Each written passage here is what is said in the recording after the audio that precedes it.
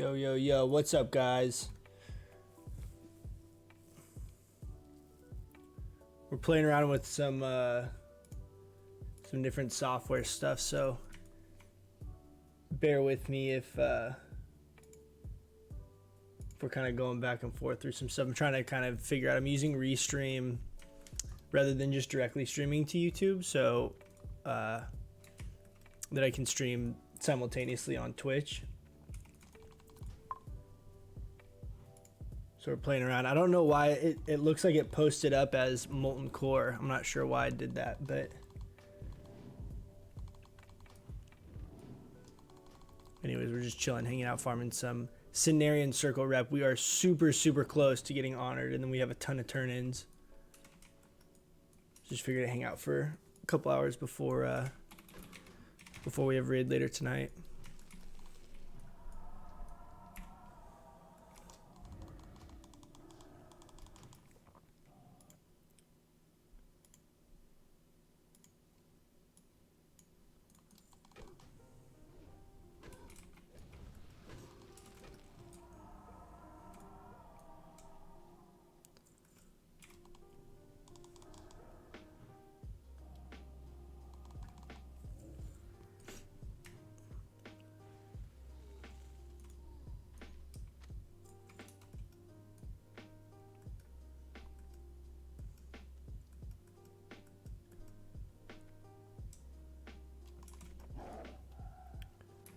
We're really close though, like on our rep. Look, so if we pull up honored, we're literally, it's like the bar's full. You need another like 20 some odd rep. So we'll get that here pretty soon. Then we have all of our turn-ins, and we can start summoning the using the windstones and stuff as well. Just figured it'd be helpful to kind of show some of that stuff as well for you guys.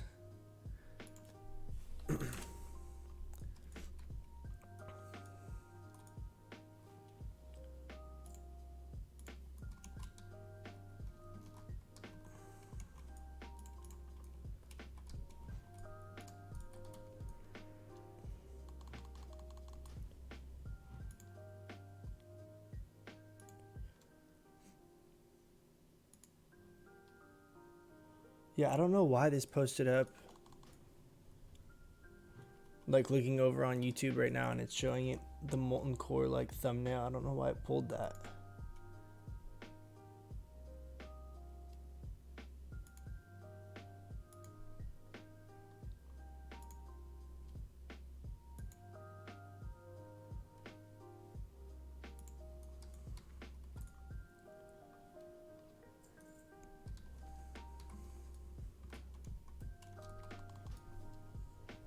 Throw up the other thumbnail from the video.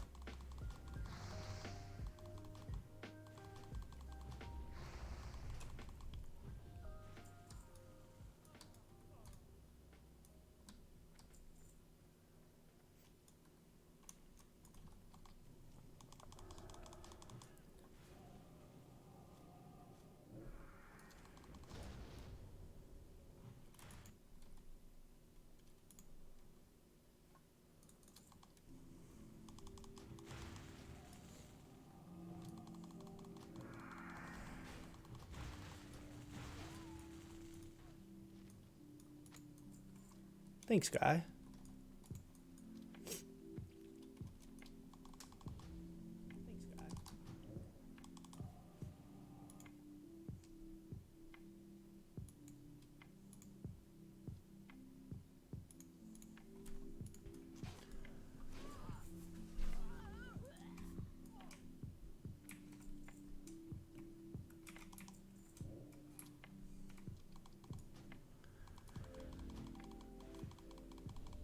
What's up, Alexander? How you doing, man?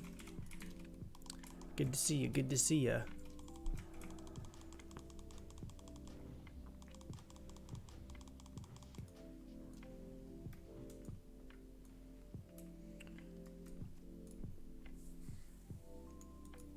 Hopefully, I'm really curious to see though once we get honored, how quickly we can go through the other, like through get up into revered. I have so many things to like for turn-ins and stuff. How's the grind? The grind's good, man. We're gonna hit honored right now. I'm literally 10 rep away from honored, and then we'll start turning in all the other items and stuff. But I was saying right at the beginning, like I'm messing with Restream. I don't know if you're familiar with that platform, so I'm kind of like messing with the stream stuff, trying to make sure it is working. Also, I'm pretty excited. Does it take long? Yeah, kind of. But the short answer is yeah, it does. It's not that bad. If you're in a group with people, it's not that bad because you can, like, even if you go AFK or whatever, you're still gonna be getting rep from people in your group. But it's yeah, it's definitely not a quick grind. It's not a quick grind if you're doing it right. Like, so I'm basically trying to set myself up so that we can get exalted. I don't know how realistic that's going to be, or that I'm going to even necessarily try and push exalted, but I didn't want to do it in a way where I made it very, very difficult for myself to get exalted later on. And the reality is, like, right now too, like, outside of raiding, like, there's not really that much other stuff to do in the game, right? So outside of raid time, it's like, this is decent gold. I actually like kind of enjoy this farm. It's really mellow. There's plenty of groups running that are like doing the raid boss guys, the summonable bosses. There's a lot of stuff going on in Silithus in general right now, and I'd rather kind of mess with it now than when it starts getting too hectic, you know.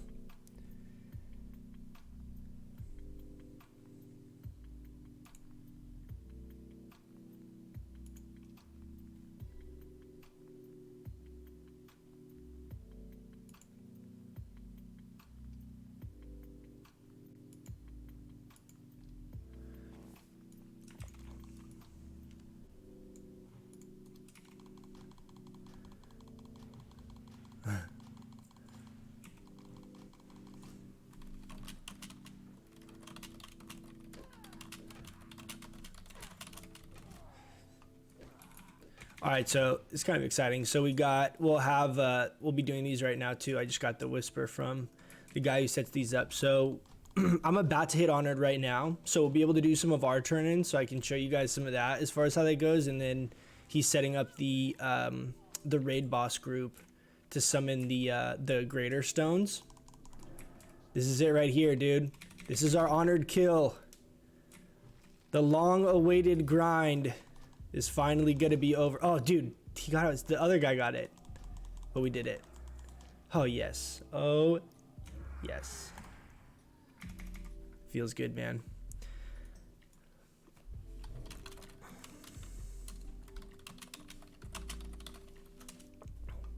So we'll see. Let me we'll get an invite to this other raid group, and then we'll go ahead and check out the turn-ins and stuff over here.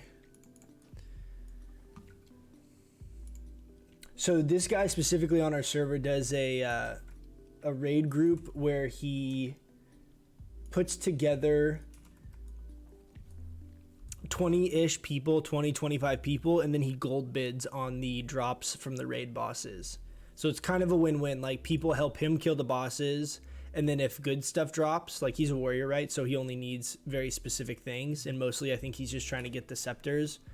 And so if good stuff drops, then people gold bid on it and basically just repay him back for, you know, all the stuff that he's farmed up and the time it took him to get everything all together. I'm due poor as Moonkin, especially after Bloodvine. I feel that. Cost me a good like 600 gold, I think, for Bloodvine. So you can see here, like, in my quest, I need to set up another, I'm going to set up another thing as well, because my screen's widescreen. If I do it right now, though, it's going to be, let me see if I can, let me see this.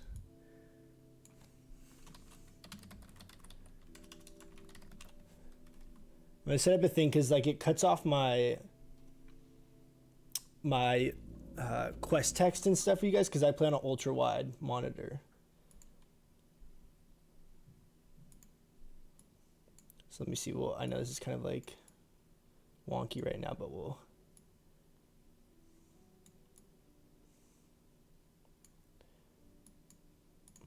But I need to set up one of these. I'm gonna do this as part of like what I'm gonna work on kind of cleaning up, so that I can like transition into this.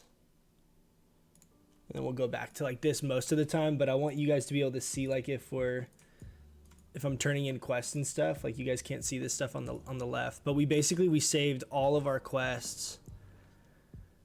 We have the encrypted texts, right? Like all of this stuff we saved. So we have a ton of turn-ins. I also have mailed. So we have 205 on us right now, but I mailed a bunch of these to one of my alts as well. And then we have all these abyssal crests. So these abyssal crests are what you get from the smaller bosses.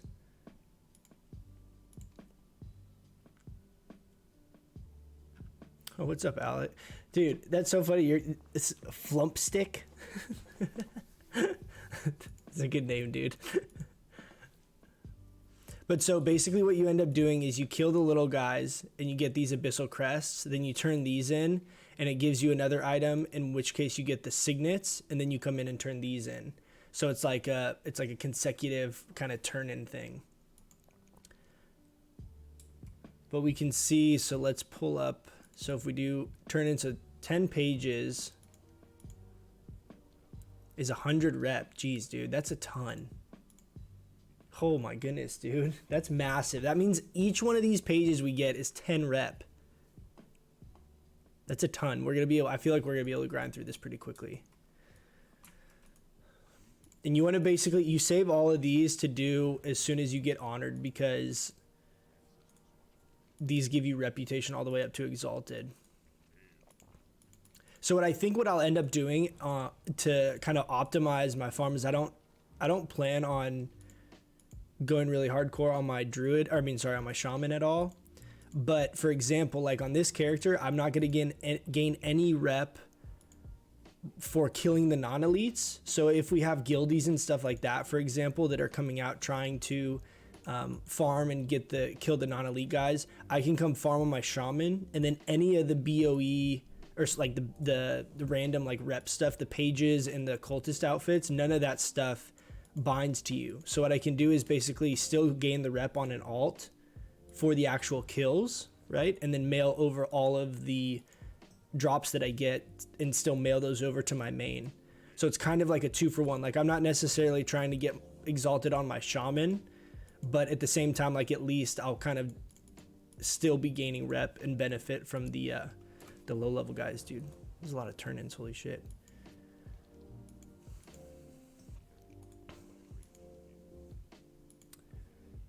But I'm gonna set this up. This is my plan is to set this up here. So like this is my full screen. You can see all my bars and stuff over here that you guys usually don't see. That's just hidden random keybinds or different things.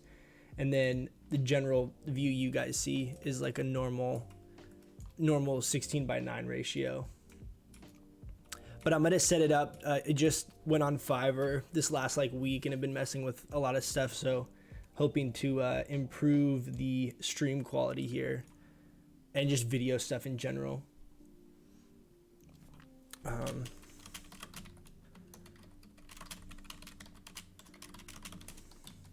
So this is how. Wait, are you ready?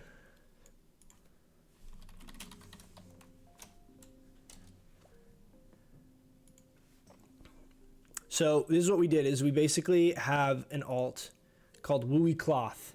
This is the alt that I send all my rune cloth to. And so this character, we sent everything over. I'll pull this up again so you guys can see. So you can see all of these mails that we sent, right? All of these items. But what happens is if you I sent myself more shit than I thought I did. But so like what you can do is that if you just return the mail,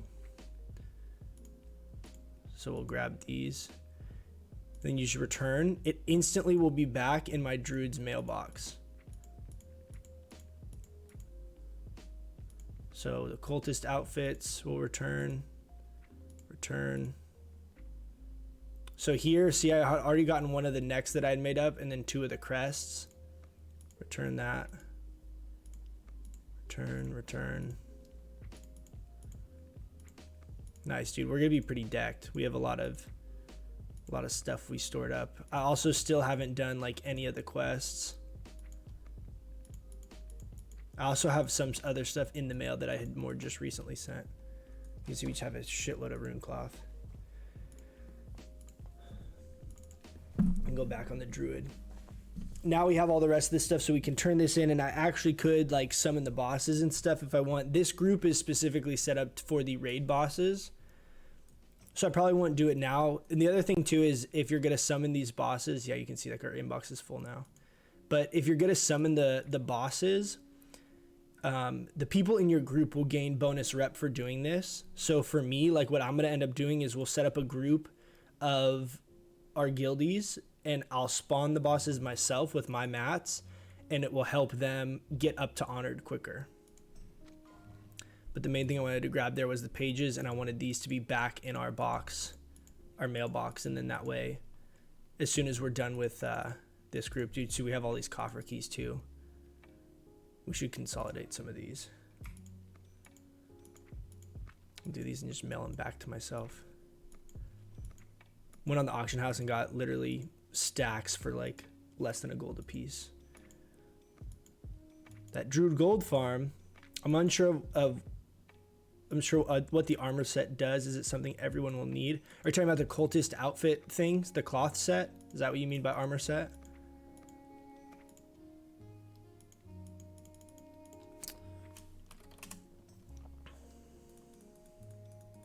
Dude, we got so many keys. I literally went on the auction house and I just bid. You know, like the bid option, not the buyout. Like I literally just bid on a bunch of stuff, and obviously no one bought them, so we won them all. Same thing. I mailed that over to an alt, and then I just returned the mail back to this character, just saving bag space.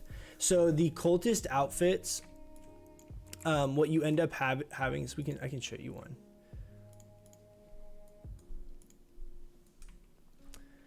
Is you have these three pieces, right?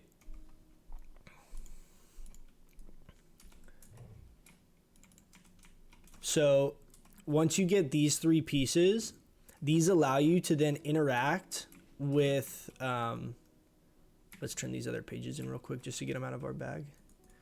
They allow you to interact with the wind stones, and they won't hurt you, and that's what they'll have, basically a chat box or a dialogue you can actually interact with, and then that allows you to summon the bosses. So we'll show you right now, but that's why you want to save these. So the bosses that are spawned will give you extra rep. They're either 5 or 25 rep per kill, and you gain that rep after honored. However, the non-elite humanoid mobs give 1 rep per kill, and they stop giving you rep after honored. So that's the whole reason why you don't want to kill, or you don't want to turn in anything, and you want to save all of your outfits until after you're honored, because that's when you actually start kind of having an issue with gaining rep. But you can see we literally just hit honored, right? And then we just, all those pages we turned in were the pages we had saved up. I was trying to pull up this, and we're already 3,000. Dude, we're a quarter of the way through honored already immediately without using any of our cultist outfits, just turning in the pages that we had saved up. And I think we turned in like 1 or 2 quests. So I still have all the quests to do, and then we still have all of these outfits to summon all these various bosses. So, well, you know, if there's a human right here, then we got to kill him. All right, we're going to do Wrath into Starfire, Moonfire. Let's see it. Don't intercept me. Okay.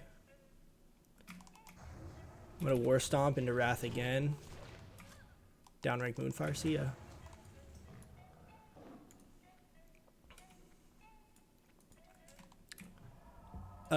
So this is a lesser stone right here, but it's on cooldown, so that's why there's nothing here. This is a medium stone, like just the normal wind stone. This is like a 5-man difficulty boss. And then this is another lesser that's a little guy. And then this one, the greater, is the raid boss. So these are the ones we're about to start summoning here. Once this group, there's 15 of us, so once we get to about 20 people, he'll start summoning them. But these have a cooldown. I don't know how long it is. I think these lesser ones are around probably like 20 minutes, 15 minutes, something like that, I would guess. And they kind of scale up. The bigger stones, the graders, I think are like a 3-hour cooldown.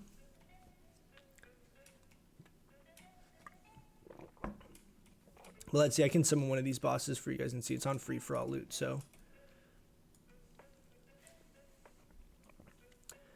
But dude, this rep is so, it's really cool. I actually like the way that it's set up. Like, it's very kind of immersive, and like once you understand it, I actually really like it. It's very like a unique kind of like interesting rep farm, but it's really complicated to understand. It's not intuitive, and there's nothing in the game really explaining what all of this stuff is.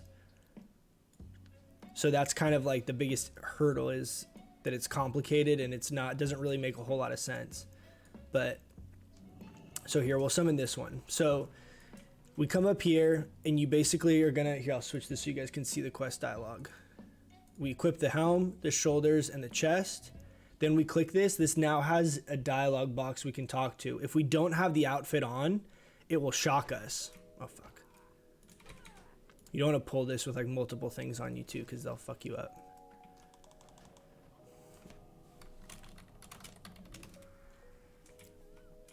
But this will allow us to then interact here, and then this will spawn a boss. Then we can equip our other stuff back on. It basically consumes the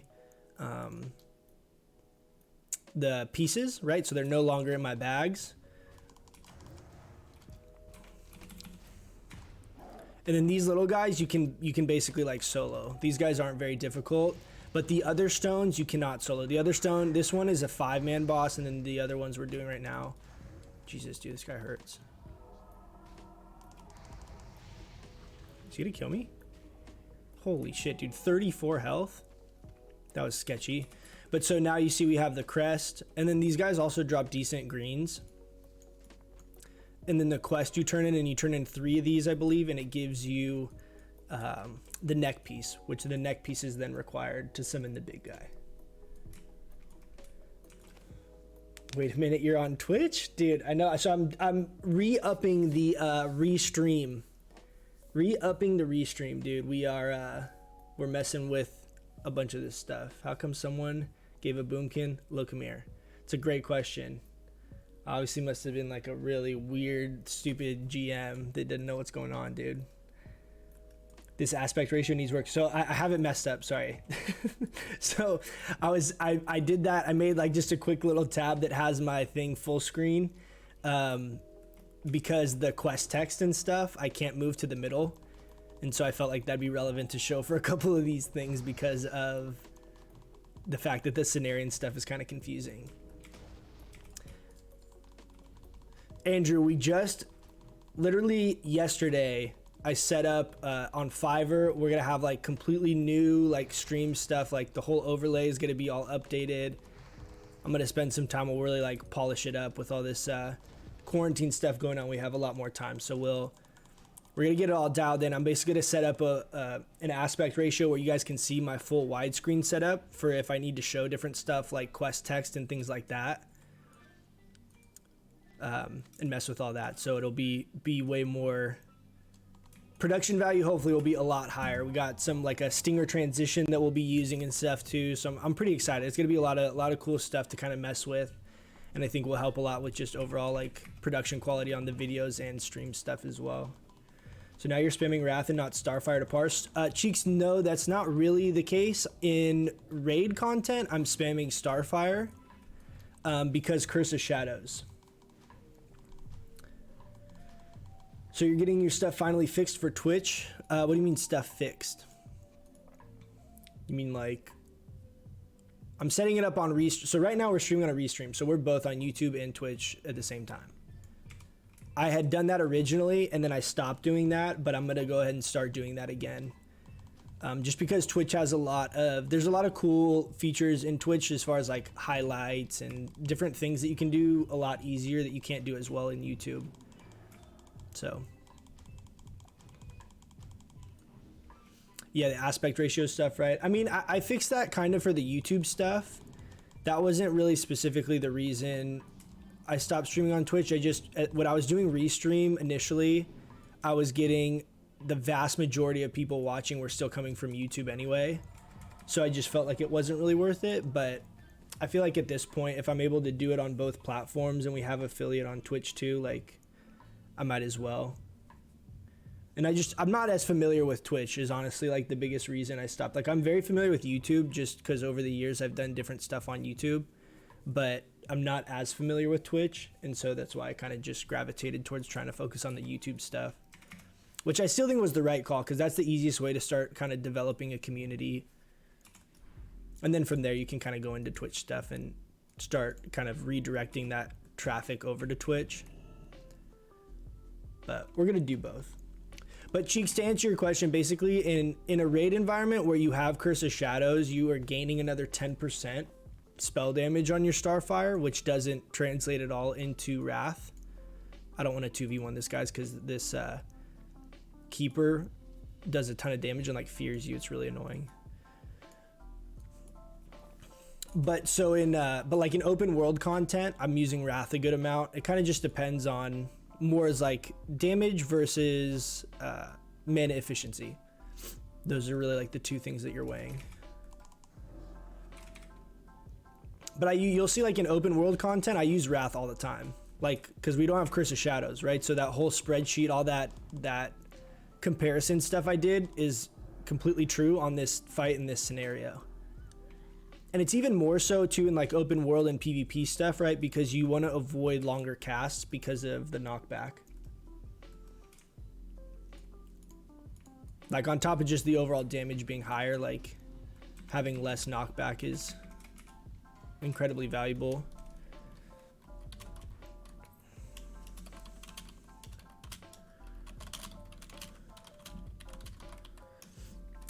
All right, guys. We're gonna need all of the luck right now. We're summoning the raid bosses and we're crossing our fingers. Okay, we're gonna start at middle. Middle is this camp. This is what they call northwest. This is what they call south. Are we gonna have to swap layer? Yeah, and then we're gonna layer. So we're crossing our fingers. We have to get the golem boss. I can't remember his name. It's like Baron something, the golem boss, and then he has the chance to drop the spell hit shoulders with one of two affixes on it, either of restoration or of sorcery. So like these boots we got are of restoration, so it's stam, healing, and MP5, and then the sorcery is stam, intellect, spell damage. So we want the spell hit shoulders. Snag that kill, sorry bud. So you gonna try and tag this one? Oh, that's mine too. Moonfire's just OP for this stuff. But so the RNG is definitely a little tough because it can be, I think, one of 4 bosses.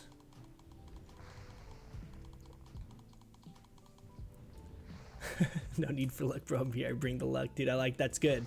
That's good because we need all the help we can get to get these to drop. I've run these a couple times with them. They've dropped once, and Mage bid 500 gold on them, so I lost them. It's like, I don't want them that bad. Stick to Twitch, yeah, dude. If you like Twitch, stick to Twitch, dude. I need to get better at Twitch, and I'm hoping that I can like kind of start developing the Twitch channel a little more. I feel like once we get this stuff from Fiverr and like kind of update all of our what do you call it, like stream overlay and all that type of stuff, I'm really excited for it. It'll be fun little project here to start working on. Honestly thought you were doing okay. Yeah, I was doing fine, man. I was doing fine. The main like difference between the two, right, is that a big portion like of all of the time that I spend messing with any of this stuff, like video stuff, I spend more time doing videos, like YouTube videos, than I do streaming, like hours wise, right? And so that's obviously gonna kind of create that dynamic on YouTube more than it is on Twitch, just because Twitch doesn't have that same platform. So that was really most of the reason why I kind of just was sticking with YouTube. YouTube, unfortunately, doesn't have... If they implemented some of the features Twitch had, I think YouTube would be really superior in a lot of ways. But it's not as intuitive from like a viewer perspective, in my opinion, from like on like the streaming side of things. It's very, very good with all the video stuff and all the algorithms as far as like recommended videos and all that. Really great. But the streaming aspect of YouTube, unfortunately, is not really where I wish it was. I wish it was better. Twitch is better for views. Yeah. I agree with that. YouTube streaming is just not... I think it will get there because I think streaming is such a huge market. I think that they have improved a lot since originally, like the first time I tried messing with YouTube streaming.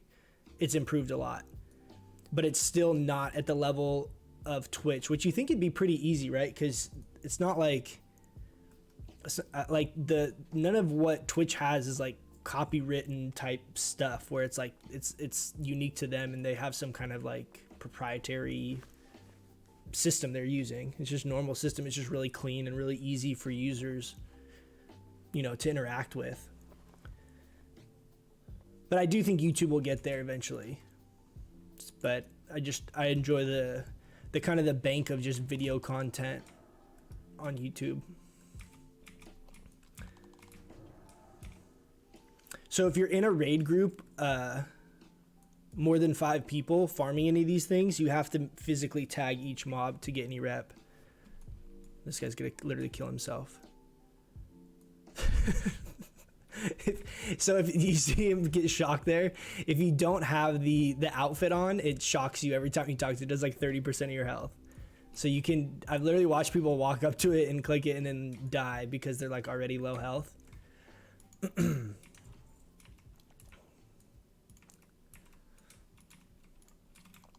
These are like all the same guys too. I'm not sure what these guys are, what specific items these guys are coming for.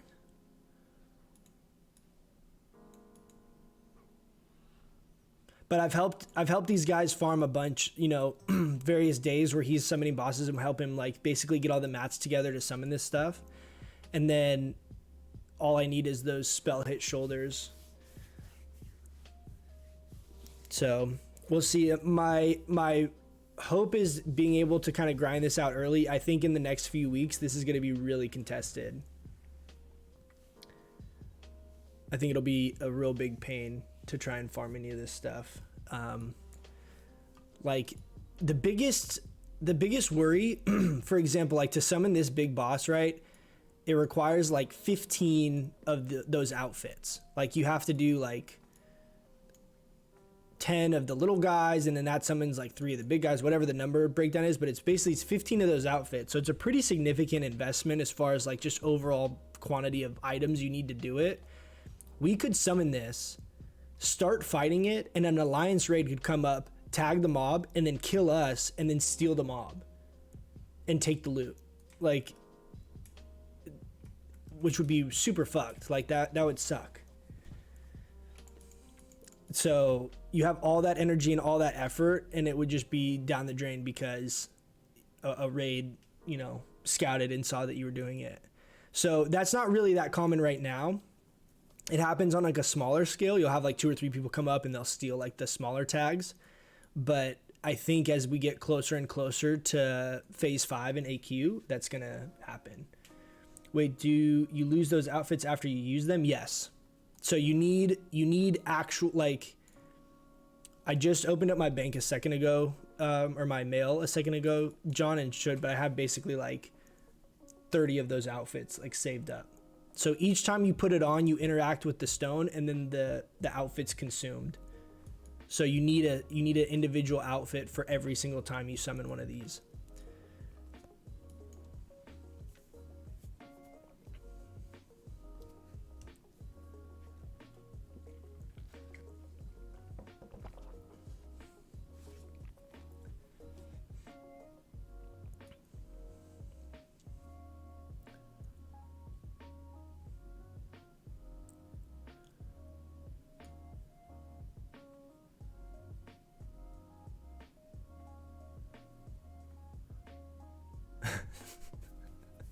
laughing that this aspect ratio needs work. Just this hodgepodge random widescreen, half the screen just a big black bar. You don't like this? This looks good though.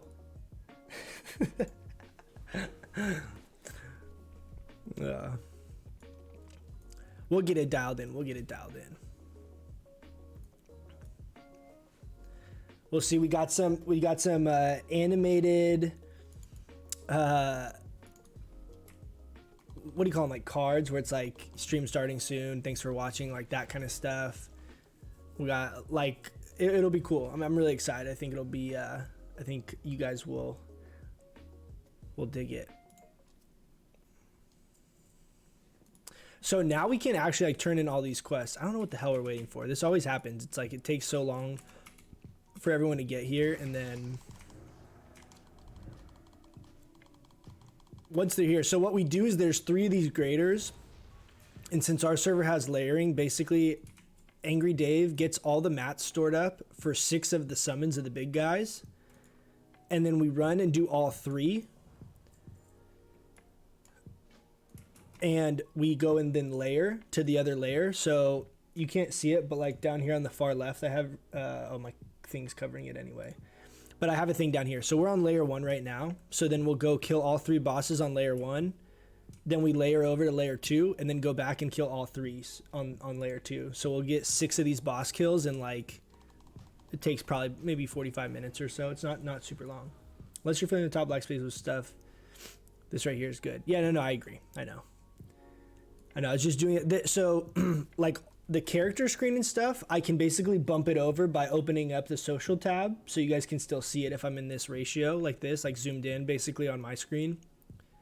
But if I do quest text, for example, like, or any dialogue, it's off of the screen for you guys, and there's no way for me to bump it over. Like if I hit my social tab, it closes the quest text and then opens the social tab.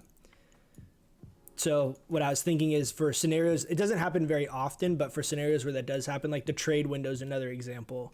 If someone tries to trade me something, it's like off the screen for you guys. So if I could basically change to a different scene, and then that way you guys can see it and then switch back and just keybind it.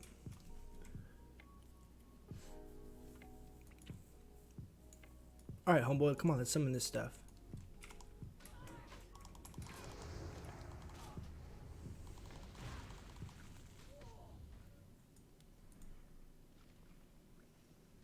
That's crazy that these are this much rep.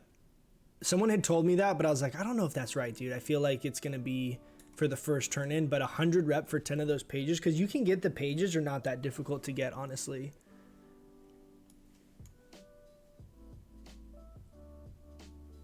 But that, I'm hopeful then that will make it where it's not going to be too difficult to hit revered. What are we waiting for, dude? Where are these? Can you just summon him? Oh, there's no warlocks. Great.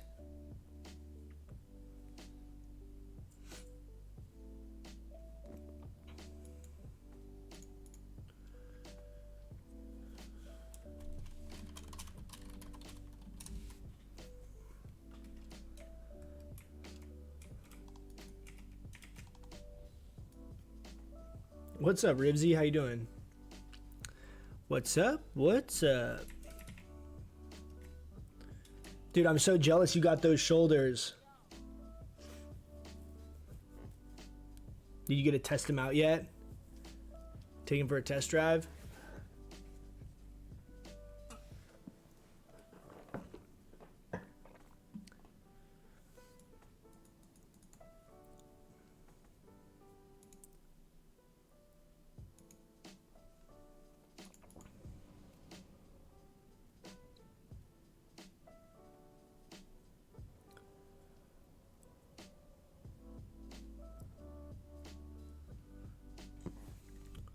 Where's Twilight Base Camp? This guy's still here. Are we literally gonna wait for this one person to fly here? Is that what we're waiting for? It's kind of annoying.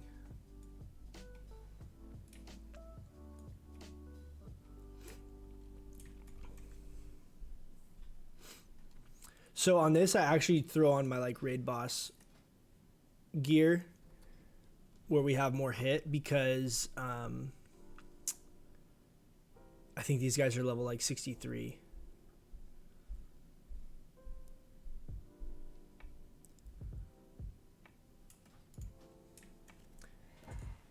But the main rush timing wise, I really want to just get revered and make sure we're revered before phase 5 comes out, because revered is the requirement in order to get the Rock Fury bracers.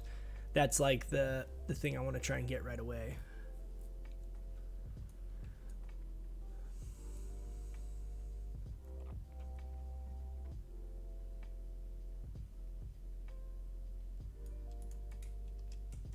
This R-Dog guy is always in this group too. R-Dog, then this Mage, and Angry Dave. These 4 guys are like always here.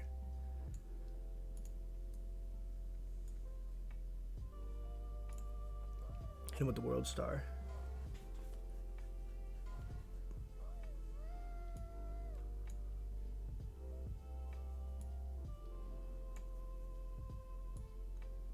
Why am I like red? Why is my character red? Like, why are some of us red? These guys aren't red.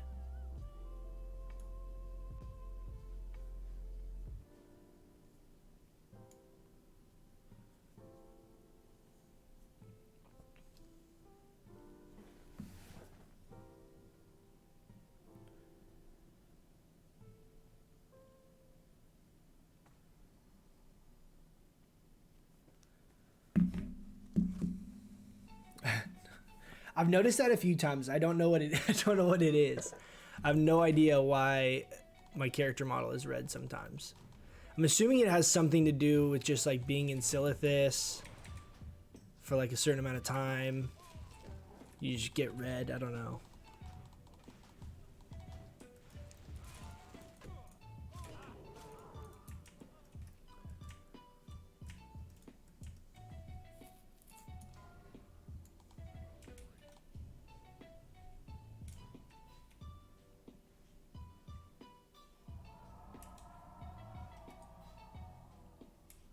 Scepters for sale.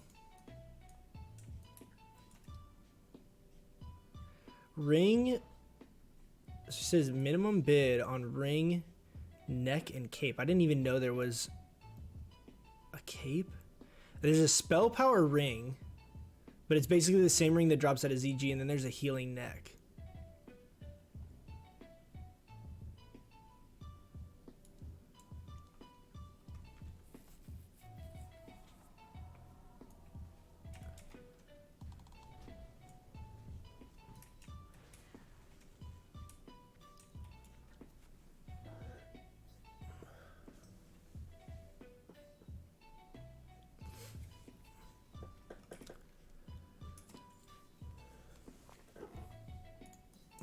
I could see it costing 200 gold to summon, maybe. I feel like the play would be trying to just buy the cultist outfits for really cheap and just spamming a macro. Like buying any cultist pieces for 1 gold. I'm sure you'd get some people that are like, oh, I don't need any more.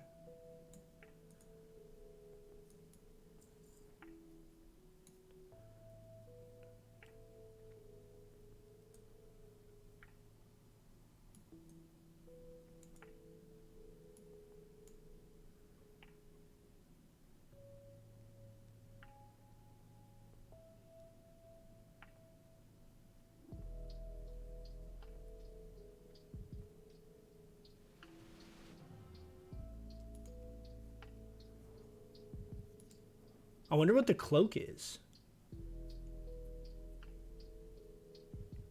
Good luck on loots. Thanks, Rizzy. We need it. We need it. Hopefully there's not that many. This dipshit's probably going to roll against us. So is this dipshit. It's going to be annoying too, because the mages are like the competition for this, because there's no warlocks, right? And it's like mages can just go ahead and sell portals and make like 1,000 gold in 2 days. Oh, this is the guy, dude. Baron Kazum. Baron Kazum. This is the guy we need for our shoulder drop.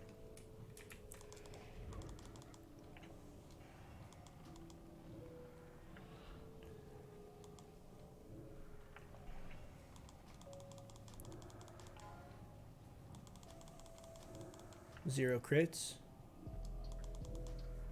I need to work on the macro and figure out the timing for that, because the I don't know if you guys can tell right there, but that last Starfire was like clipping. Like I need the cast not happening quick enough. I'm casting the trinket slightly too early. So if we get no crits, we basically don't squeeze in that last Starfire with that bonus spell power.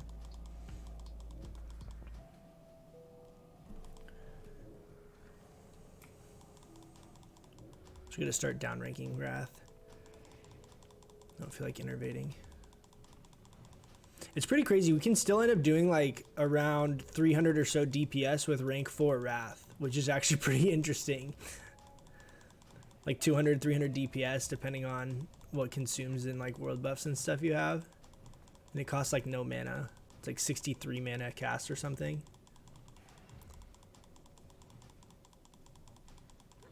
The resist though, I know, dude. The resist before Bloodvine. You want to talk about resists? The resists before Bloodvine were terrible. The resists now are still existent, but they're not as bad.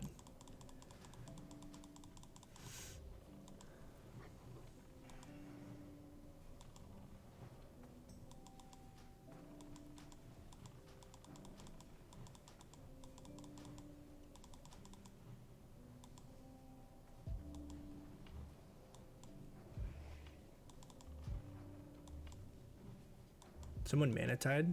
Why am I getting so much mana back right now? Cross your fingers. Let's go, dude. Oh my God.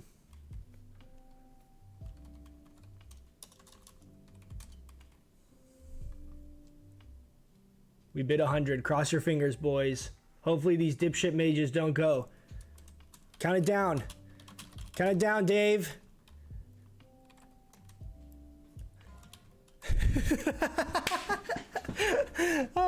Let's go, boys. Hey. Let's go.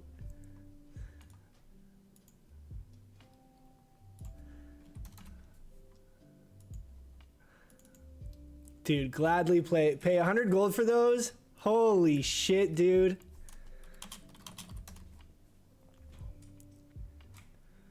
Dude, no fucking way.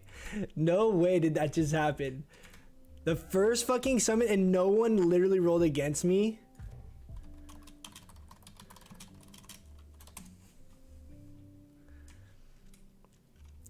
I could have low bid that for like 50 gold. I didn't want to like risk someone wanting to roll against me though. Dude, massive. These are sick. These are gonna be, I think I'm honestly just, they look stupid as fuck, but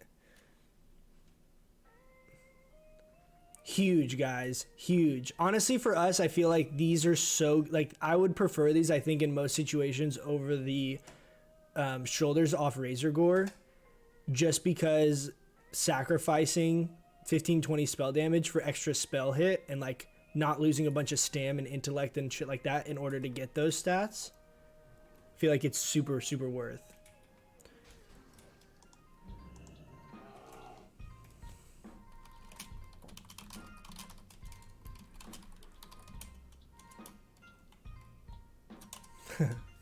This dude's super nice. This guy's like really stoked that I won them too, because I've been running with him for the last few days and like helping them farm shit. So he's like wanted me to win them. So the first ones that dropped, the guy that paid 500 gold, I could tell, right? So like if you ever do like gold bid stuff, the speed in which people counter your bid lets you know like how likely they're actually going to just keep going and like they're determined they're going to get it, right? So I got up to like 200 gold and the guy was immediately just topping me. I'm like, okay, this guy's just gonna, he's a mage, for sure has way more gold than I have. There's no way I'm winning these. So I just bid him up, got him to like 300, and then I bid him one more time, and then he went from 300 to 500. And so it's like, I wasn't even mad about it, because that means that this guy literally just gets all 500 gold for the drop from that douchebag mage. So it's like, it didn't even bug me at all that it happened, because it's like at least someone's getting money for it, right? Like the guy's getting the item, it's fine, but like I'll be able to farm another item. I'm not worried about it. Dude, now we just got to get our ZG rep up, get that shoulder enchant going, and we're sitting real nice. That's so big, though, dude. I'm so hyped on that. That's all you, Rivsy. I literally didn't even know those existed until you mentioned that. So stoked. Big day, guys.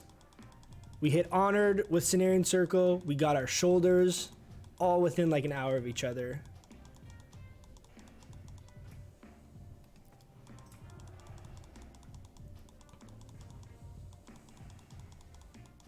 That's big, dude. That puts us at 9%. So we get the gloves. If we can get the offhand, that's 10. That's 11. The cloak, that's 12.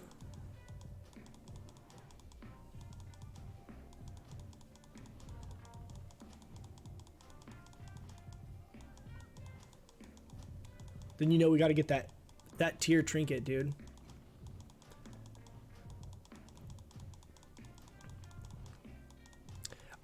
That's massive too, because I really want to be able to use some other pieces. Like, so a good comparison, right, on the stat weights is like in that shoulder slot, right? If I use the mantle of the Blackwing Cabal here, I'm basically going to lose the 1% hit for like, what is it, 18 more spell damage or something? What are they, like 32 or 34 spell damage? So you're going to lose about 18 spell damage trading the one hit. But here on this neck piece, for example, like if I choker the Fire Lord, I'm losing 34 spell damage for one hit, right? So comparatively, like in this specific item slot, this is actually not at all bad to trade that hit for that, because it allows you to use some other pieces. Dude, they dropped again?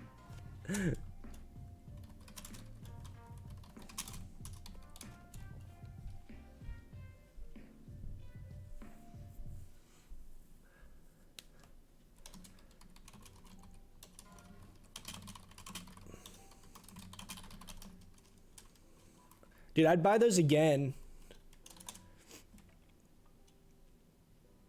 I'd buy a second pair, honestly, to have two different enchants, right? Like, because nature resist stuff's coming out.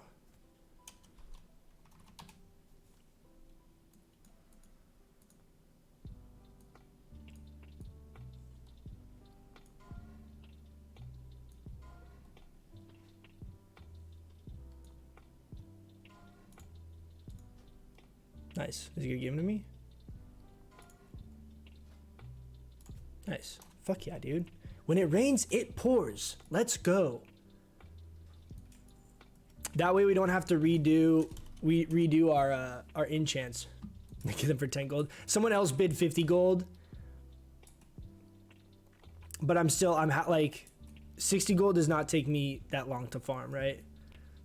Whereas getting lucky with drops from these bosses is rare. We ran this yesterday. We killed like 5 bosses and literally like didn't get, because this also has to be of sorcery. If it's of restoration, it's useless to me. So you have to get this drop. He also potentially could drop an epic instead of the blue. So you have to get this blue, you have to get that boss spawn, this blue drop, and this affix. So the RNG is kind of brutal on this. And I think there's one of 4 bosses, right? But that's clutch, because then we can do this like, so for the nature resist gear or whatever that comes out for the enchant, like we don't have to swap enchants.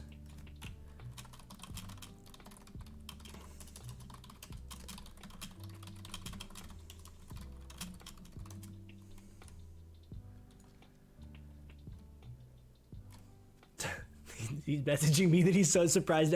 I don't know why these mages are not rolling on the fucking shoulders.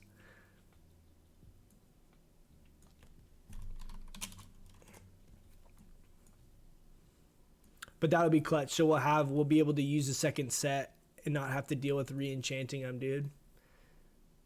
Hell yes. Hell yeah, brother. Last time I did it, I summoned like 20 bosses. Did you do it all yourself? Were you the Angry Dave of your server? This guy does like 10 summons a day. I don't know how the fuck he has enough time to get all this shit together for these bosses, but he summons these things like non-stop.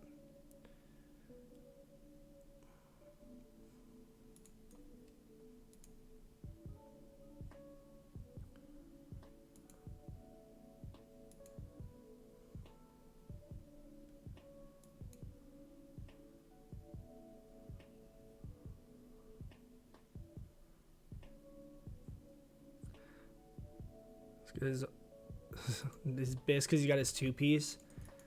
Yeah, you say that until you get a better helm, and then you're like, fuck, I should have taken those shoulders for 75 gold.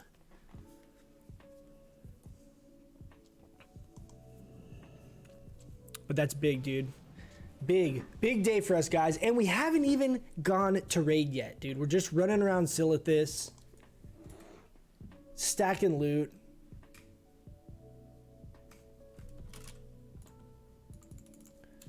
Gotta let the boys know we got them.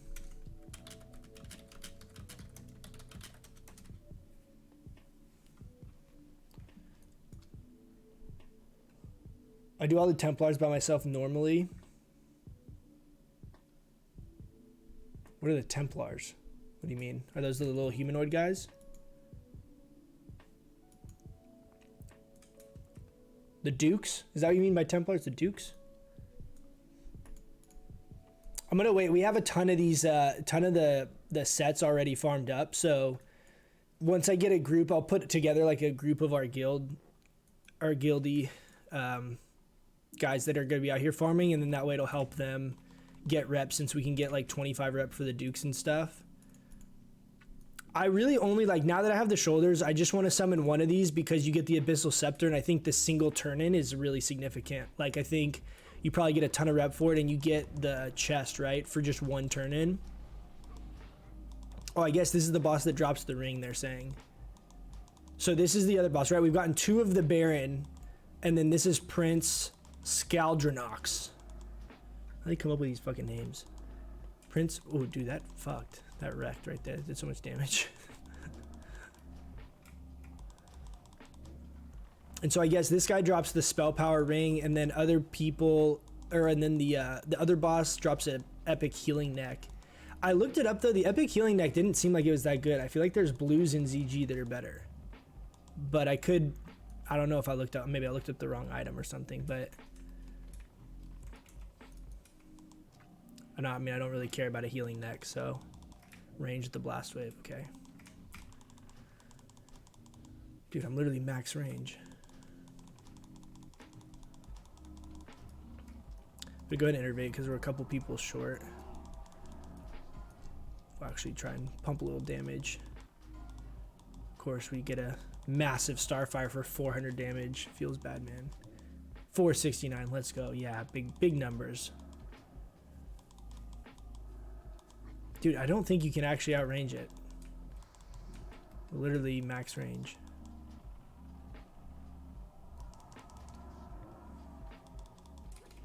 Oh shit. My mouse over macro just literally pulled me out of moon conform and regrowthed. Who did I regrowth? It's a random guy.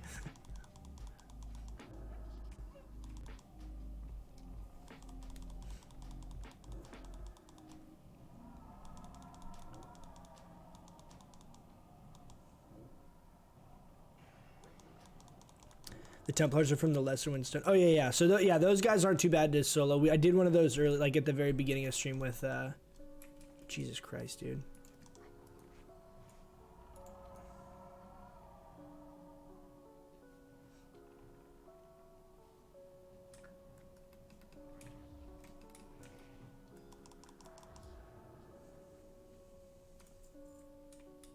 We think we got epic ring, mail.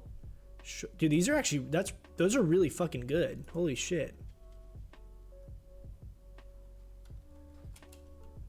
Those would be like killer in-hand shoulders. Damn, dude.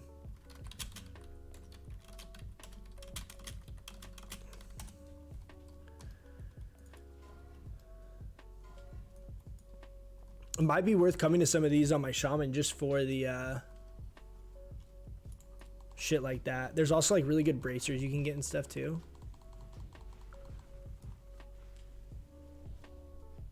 Feels better when you get loot outside a raid. It's like bonus loot. Exactly. It's like I still got 10 more bosses to kill tonight. We haven't even gotten started yet. How long am I gonna stream for? We have raid. What time is it right now? In 4 hours. So what I'll probably do is stream. I wanted to stream some of this, like the boss killing type stuff, because I know this is kind of like stuff a lot of people have had questions on. So we'll probably do this round of bosses. We're gonna layer hop here, do the other 3 bosses, and then I'll probably hop off stream for a couple hours before raid, and then we'll stream for raid. So raid's gonna be at 5 p.m. my time, at 8 p.m. server, so 5 p.m. Pacific time. So we'll probably stream 2 separate times today. Very exciting stuff.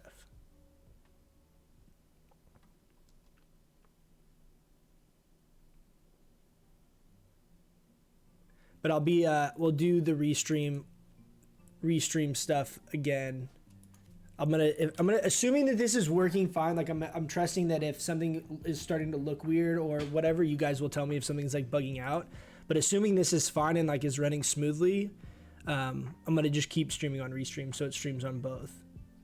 What shoulders are you using? The Earth Lord, can't remember his name, drops the cloth hit shoulders. Yeah, so we literally just got, Cody, you missed it, we got 2 of them. So we got these ones, and then we summoned a second boss, and he dropped him again, and so I bought the second pair too. We bought both of them. So we can enchant one with spell power, and we can enchant the other with nature resist for AQ.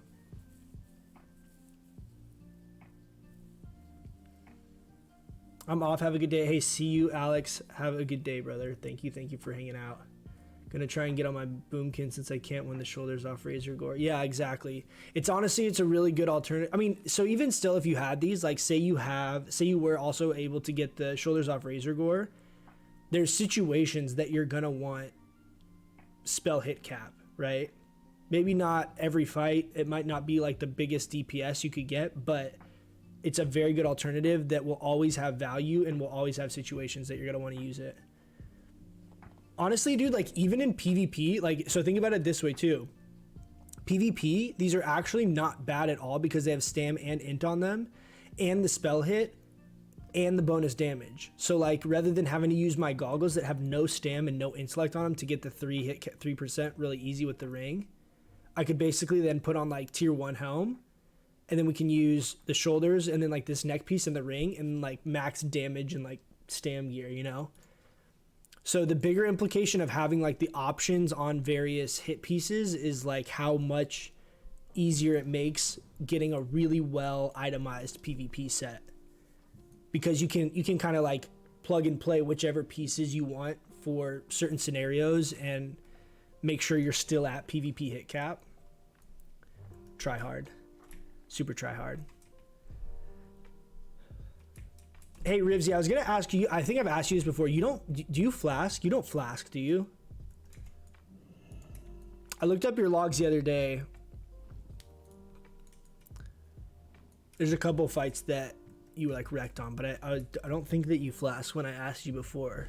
But I don't know, maybe those logs, it's so annoying that you can't see if people are flasking on logs. It makes it so hard to figure out, like there's a, I've said this, I think, like last stream or the stream before. There's a druid on Herod that's a balanced druid that is always like number 1 on Herod, but I know for a fact he always flasks as well.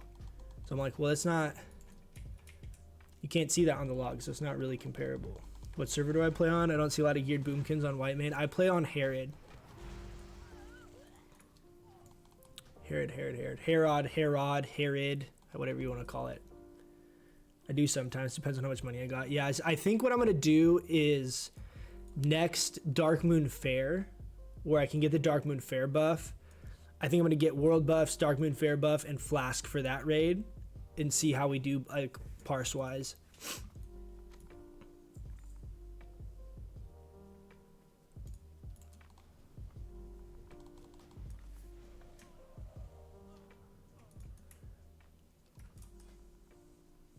Dude, so stoked we got those shoulders. Gotcha, I'm one of the few on White Main, I guess. Yeah, dude, there's definitely not a ton of balanced druids, right? Like, I think on all of Herod, like Horde and Alliance, I think there's like 40 or 50 on our server, at least as far as like logs go, like that log. And like, even if you look at Warcraft logs for the entirety of the community on like EU and everything, there's, I think, around like 5,000 or 6,000 balanced druids. There's not that many of us.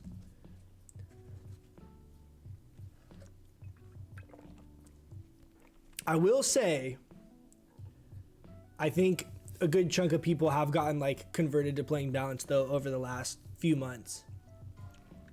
I think initially on like the like release of Classic and like when Molten Core first came out,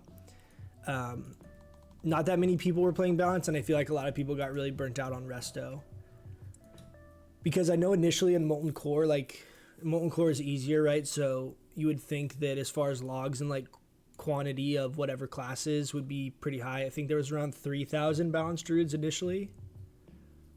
I'm sure the amount of people logging probably also went up, so I wouldn't say like it's exactly doubled. It's probably not that dramatic, but I definitely think a good chunk of people have switched to playing balance. I've seen some people make the results. Yeah, dude. People hop in chat all the time and are like, dude, I saw some videos and I'm making a balanced druid right now. Like, this is so fun.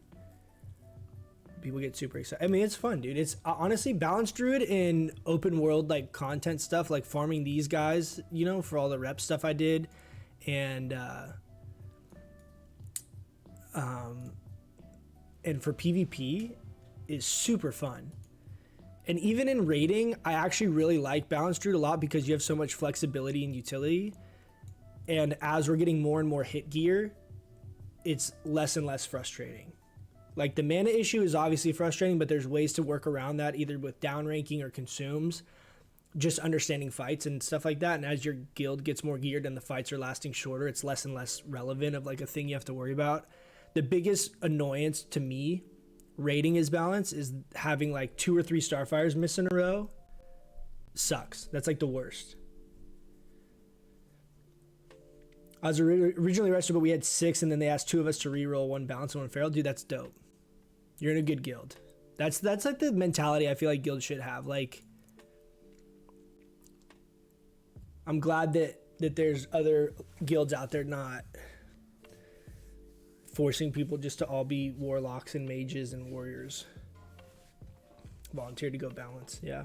Did I level as balanced druid? I actually leveled as feral. I did like the Heart of the Wild NS spec because on our server, at the time when I was leveling our server, the issue was having tanks. We had a good amount of warriors, but all of them wanted to DPS, right? So in general, what all the groups are looking for, which is still kind of the same, it's not as bad. There's pretty consistently now too, you'll see people looking for healers, like the bottleneck of classes and roles to fill are for healers. And so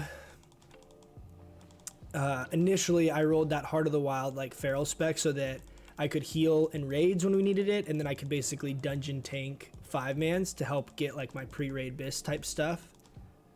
So that was kind of the mindset. It was mostly just from a gearing thing, and then we went resto after like the first week or 2 of doing MC. Like I went resto because we needed healers, and then we got enough healers and I was like, I don't really want to play resto. Do you guys mind if I play balance? And they're like, no, that's fine. The rest is history. Now we're just a crit chicken with Locomir. Yeah, my guild's awesome. We have 2 Shadow Priests, Enhanced Shaman, and Gearing and Elemental Shaman. So how does 2 Shadow Priests work? I feel like that would completely fuck your guild with debuff slots. Does that not mess up debuff slots? I mean, definitely having 1 Shadow Priest is good. But I feel like having 2 of them would kind of mess with everyone else. They let people play what they want for the most part. Yeah, that's awesome. I mean, that's really how it should be. I'm curious to see, I mean, I know on this kind of content like BWL MC, it's not that big a deal. Like the content itself isn't super difficult to where your specs really matter all that much, but I'm curious when we get to like AQ and Nax, like is it going to be the same thing? Or like how many, like, are we gonna get to Nax and there's gonna be like 5 guilds that have cleared Nax with a balanced druid? What is it? Oh, see, this is a prime example, guys. We could have gotten these over and over and over again. The shoulders dropped, but these are of restoration, so not good.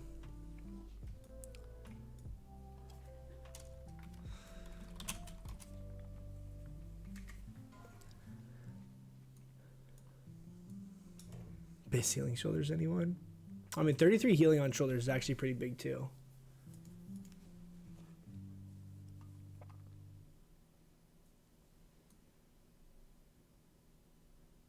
They figured out some shadow weaving thing? Huh, that's interesting. It'll be fine. I can't clear the content. It's not because you have one balance during the raid. I agree with that 100%. 100% I agree with that. What's up, Andrew?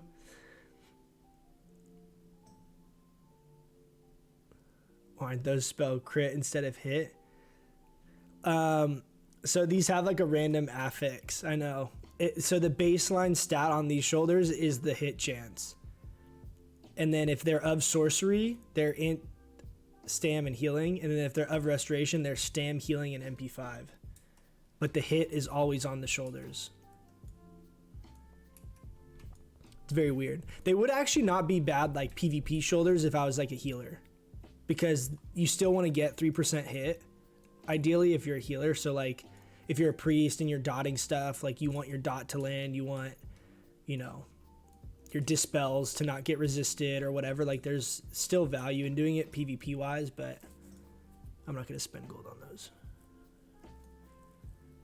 I don't need more random gear I'm going to rarely use to fill up my bank slots. So we already are running out of bag slots as it is.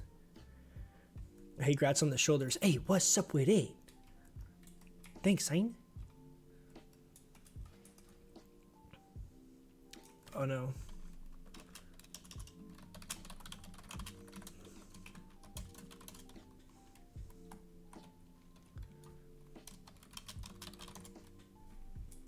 So that's a good example. So what happened right there, you can see that guy's dead. There's another group doing what we're doing on the other layer. And so we can't summon the one in the middle here. So then what happens is then everyone books it up to the other camp, and then hopefully we can get up here. My guess is they're either going to be fighting this boss or they're going to all be standing here waiting to summon him. Or it's completely dead. Is there no stone at all? Oh no, it's here. There's another raid though. Hurry! They summoned it.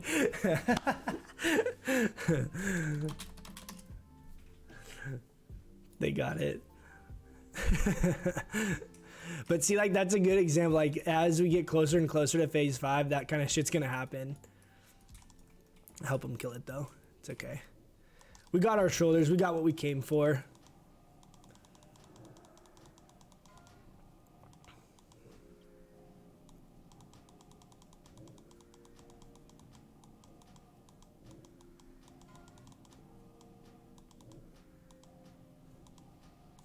God, I need to get some fat looter. We get better gear than you. I know I'm gaining on you, Rivsy.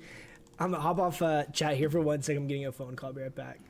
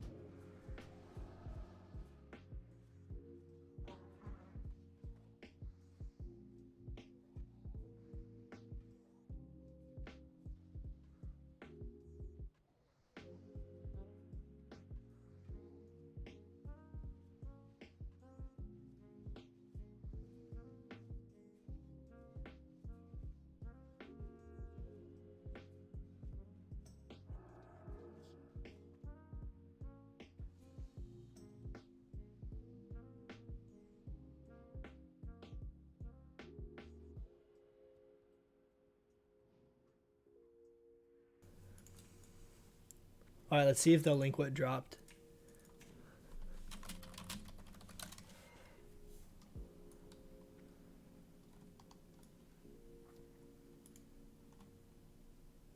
Those are really fucking good too, dude. I definitely am going to try and do this on my shaman, I think, because you could basically rock the hit boots. There's those crit legs out of ZG, and then you just can get those shoulders. And you can replace the Black Dragon scale set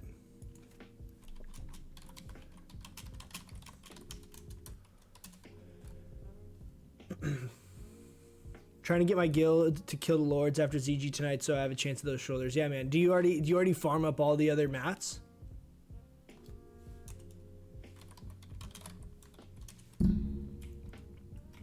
That's the biggest headache, honestly, is farming up all the mats. I want those shoulders with plate for my ret gear. Yeah, those would be really good, I'm sure. I'm stoked we got those, though. So now we're at 9% hit. 9% hit with literally 0 luck on any of the fucking ZG drops. So...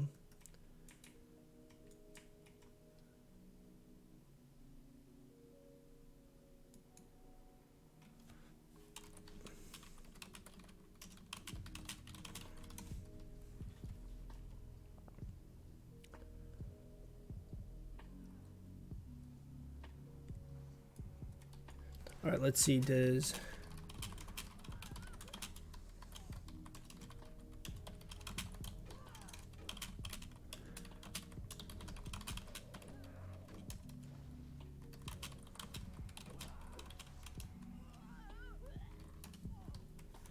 Yeah, you have enough for 2 sets.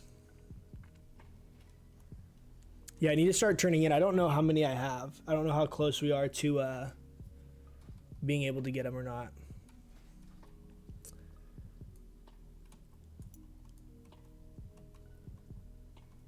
One of my guildies has like 90 Abyssal Crest. Jesus Christ, dude. Is he bottom all, or is he literally just farming his tits off?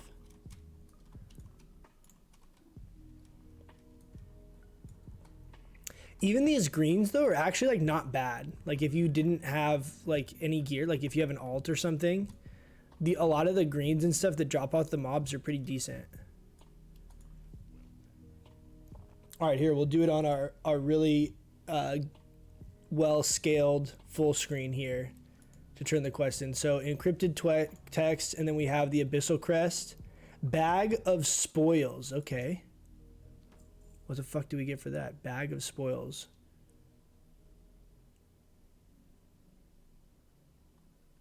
We did get 100 rep for that turn in, though, but it also consumed our crest. I don't know if that's going to be bad or not.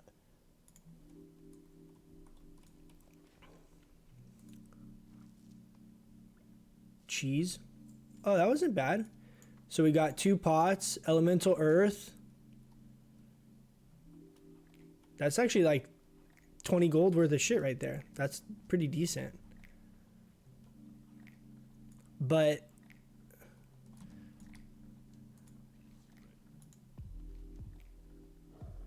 so now I have another quest here that's for 3. For 3 crests, which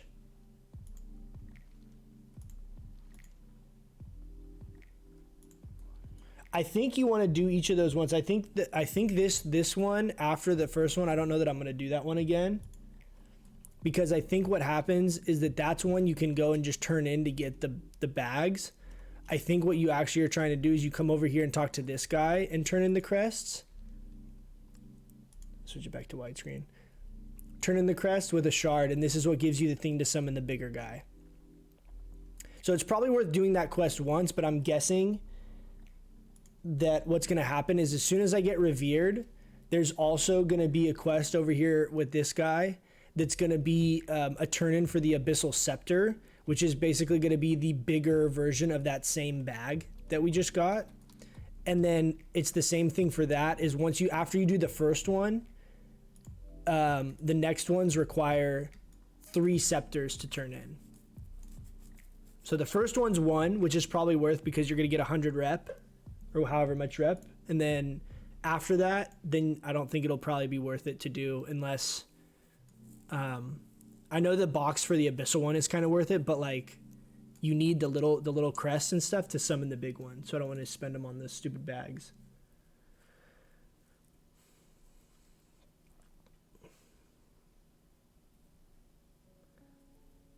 I can turn in those crests since I have the rep to get the rings for the lords. Yeah, no, I need to work on.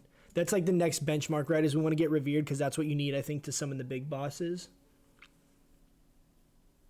How many crests or signets? I don't have very many. I didn't turn in any of this stuff. I waited and basically, so like in our mail, we just have all these that I just had basically like mailed to an alt and then mailed back to myself. So we have a bunch of stuff to summon. So these are the only crests I have. I have 2 crests and I have 1 of these to summon the bigger guy. And we have like all these robes. Oh nice, we have more pages. So that's basically, we just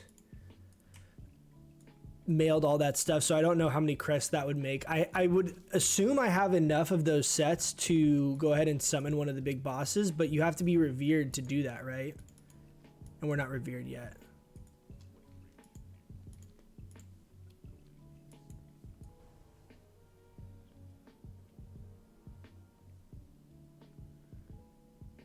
Still this all day. Yeah, dude. It's literally, it's like that Angry Dave guy. Every time I have him on my friends list, every time I look at where he's at, he's always in Silithus. Always get silver, food, and water. Exactly. No Locomere this week? Ah. You hate to see it, dude. Sorry to hear it. Next week.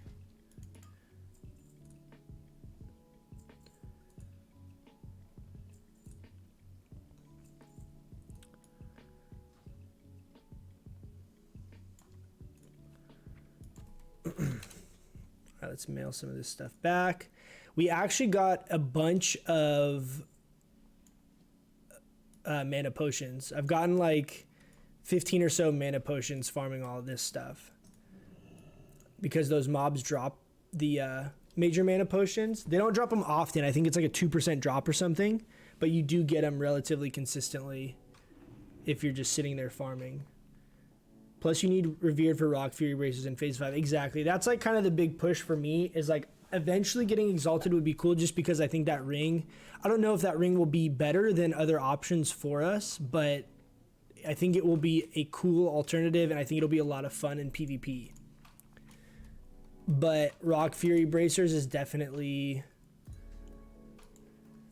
the go-to, what we're trying to do. I'm actually going to trying to think about this. I kind of messed up. I should have gone to Moonglade. We can go to Moonglade, turn in the quest, and then go to Ogremar from there. I have a turn in for the Silithus quest in Moonglade, but I didn't do it earlier because I was waiting till I hit Honored.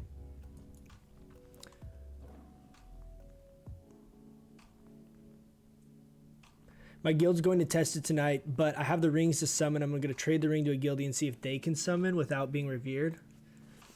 Yeah, let me know. I'm curious how that stuff works.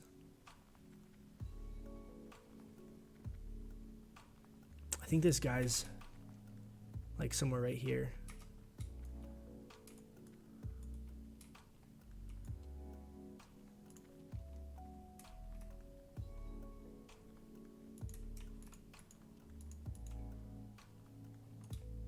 Take the encrusted Silithus. Oh, shit. The object's in my bank. Feels bad. Run over to Everlook and fly back. I know you need Revered to get the ring. Yeah, so I'm curious. I'm going to test all that stuff out, but that's kind of like the thing I'm thinking is like the next big grind is that we could do these as guildy, like a guild run. Once one person's revered, to be able to summon the guys, like the big bosses, to help guildies get the items, you know? Because some of those boss drops are pretty good.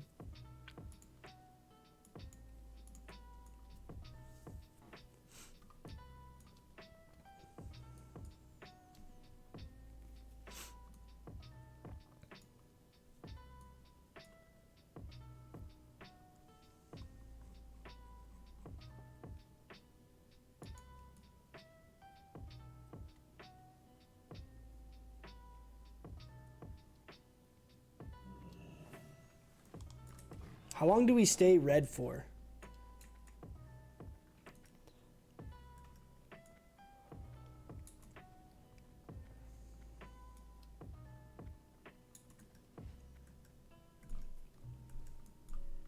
Everlook? Yeah, oh yeah, that's right. There's a bank in Everlook.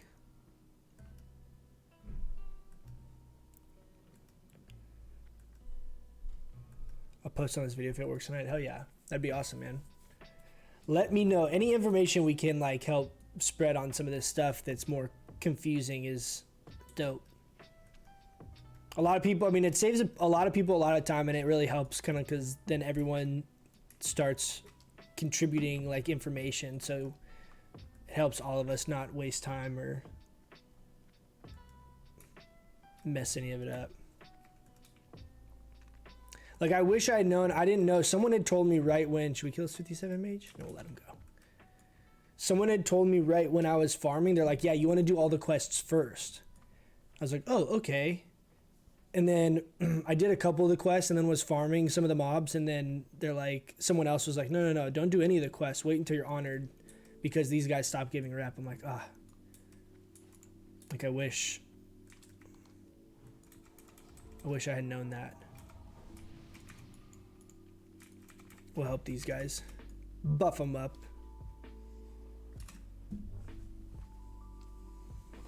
Can't tell you all my secrets.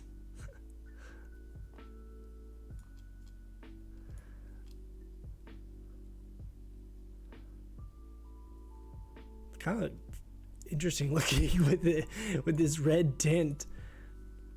Look at me in these goggles, dude. Look like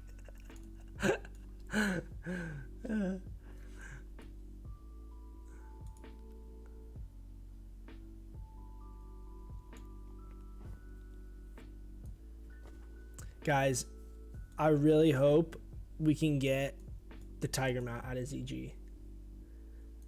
How sick would that be? Big old Tauren tiger.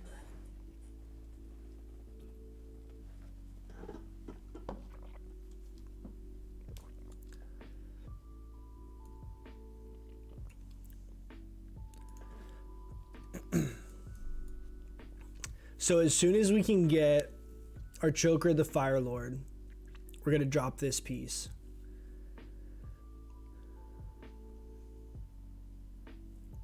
We also hit Exalted with Argent Dawn like a couple days ago. So I need to, we can go and get the other enchant, the $5 resistances on this for tonight too. I also need, one of my guildies owes me a leg enchant. We need to get that too. Let's message him. Is he on?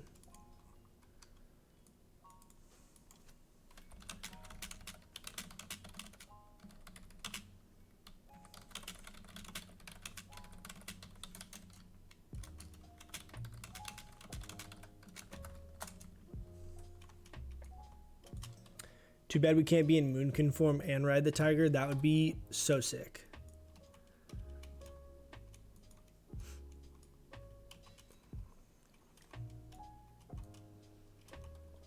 I'm really looking forward to the next couple phases, like leading up to TBC stuff.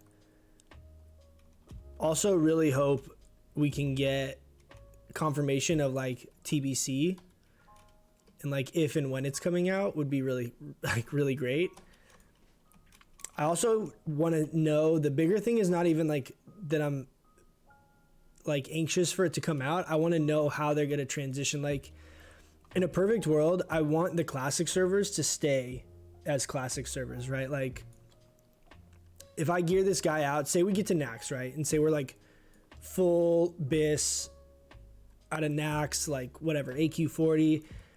I want to be able to go back in, you know, whatever, 6 months, go back and like go PvP with this character if I want to. Like, I want it to be like just time stamped where like Nax, whatever the last patch was before like the TBC talent changes and all that stuff, like that last patch, like keep the server at that patch. Where's the bank up here? I never really come to ever look.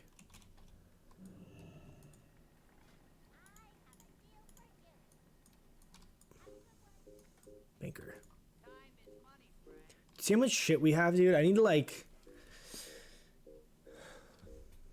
get my life figured out here. There's so much shit in our bags. That's one of the quest items.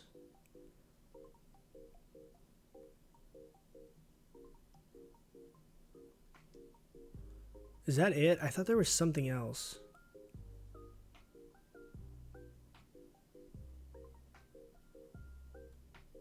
A douse. Should put this in my bag for tonight anyways. We're doing molten core.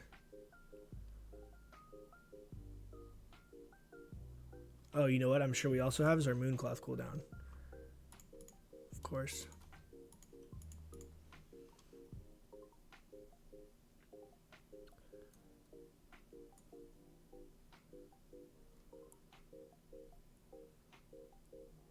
I think that's it. Put one of these shoulders in the bank for the time being. Put our burial shawl in the bank too for just for now.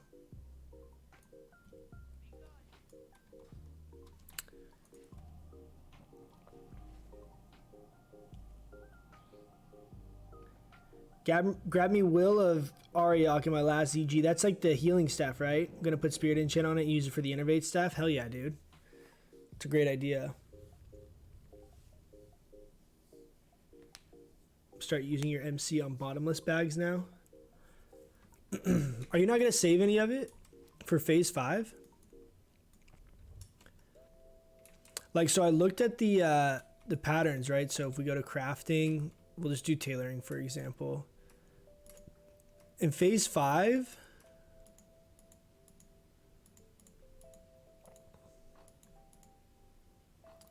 wait, why are they not showing? In phase 5, it showed a bunch of nature resist gear. So this is saying phase 6 here. But if we go to factions, Cenarion Circle, these all say phase 5. So like this 30 and like this requires 2 mooncloths. So I feel like mooncloth's gonna go up again. Got 2 tailors, so I should get enough. Yeah, I have a shitload of mooncloth actually. Might be worth to do it. Use it on bags.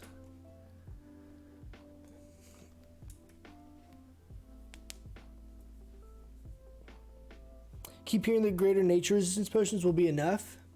That'd be great if that's true. I will say, I think I haven't looked at any of the like fights for AQ, so I don't know anything specific on on like the AQ fights or the mechanics of any of those fights. But like, assuming any of them are like Fire Maw, for example. Yeah, see, I still have 18 mooncloth after making all the bloodvine shit. So how much are what are the bags? I don't even have that recipe. How many mooncloth do the bags take? But so like these are all phase 5 revered. Tailoring. I feel like this cloak is going to be valuable. Like all the DPS or whatever. This is 20 nature is this cloak. I feel like we'll probably go for a good amount. And it's revered, so it's not, I mean, people will have it for sure, but like chest piece with 30 on it.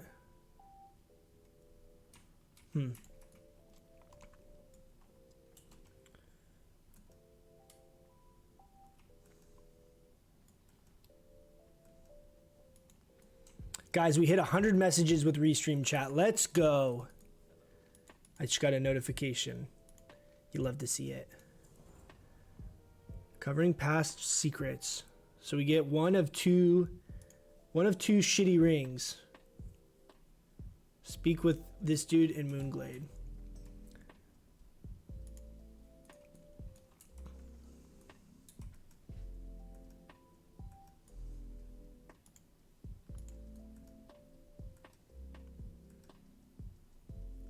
It's only one, it's not one mooncloth per bag, is it really?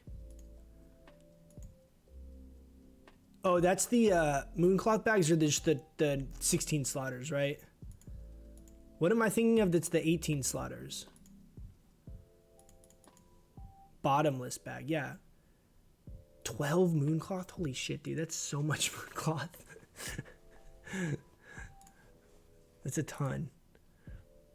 We already have full Onyxia bags in like our backpack. So it would be just for like my bank. Yeah, bottomless bags are 12. Where is this dude for the quest? There he is. The recipe's a super rare drop. Yeah, I don't. I mean, it would be just to fill out my bank. Like, it would be kind of helpful on this character because I have so much shit in my bank that I need to, like, constantly have. Nice. We got 150 rep for that. Is that it? We get 150 rep and then... If you're willing, the Cenarion Circle would eagerly accept your generous offer of aid.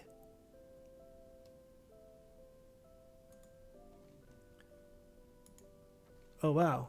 That just unlocked a quest. Travel to Silithus.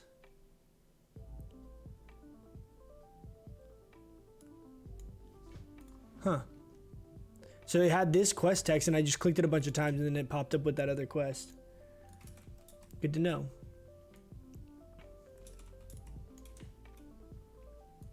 Let's sell this ring.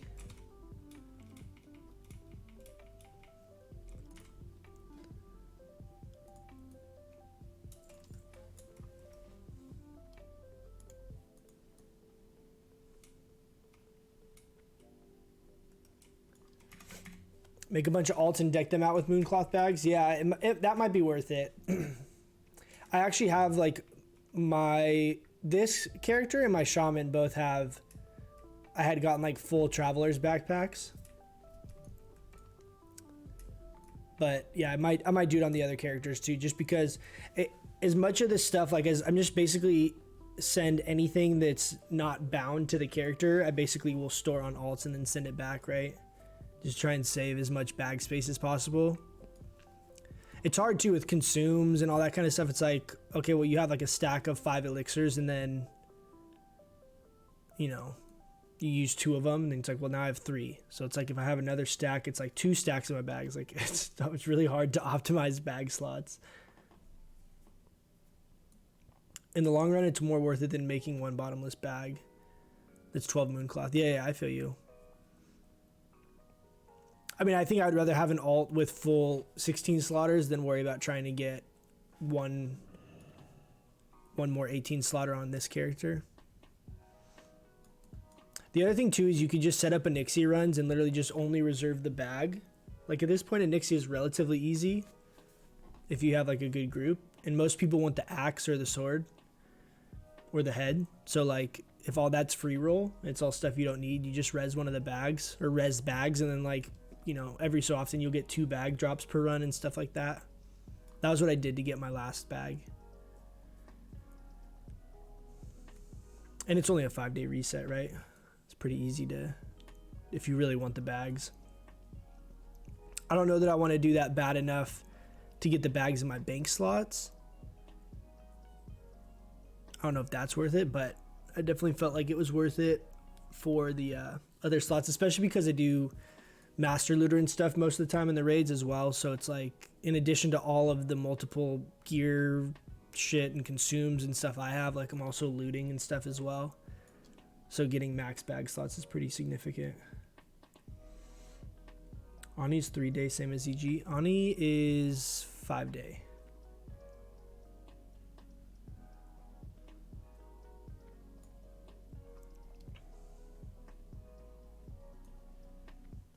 How much spell power do I have unbuffed with my raid set? So like this gear right now that I have, I would say would be my raid set, right? Because it's the most hit we have, 9% hit. And we're at 404. So it's the reason it says 404 and 370 is because I'm using the Tome of Arcane Domination. But if we put on Therazanes, we'd be at 403 spell power. So that's unbuffed, right? We should have Mark with the Wild and AI. So there's no bonus spell power.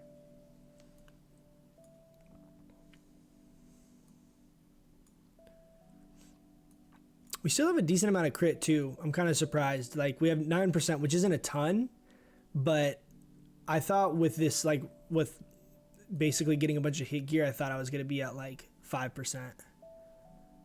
Because literally none of the gear has hit on it.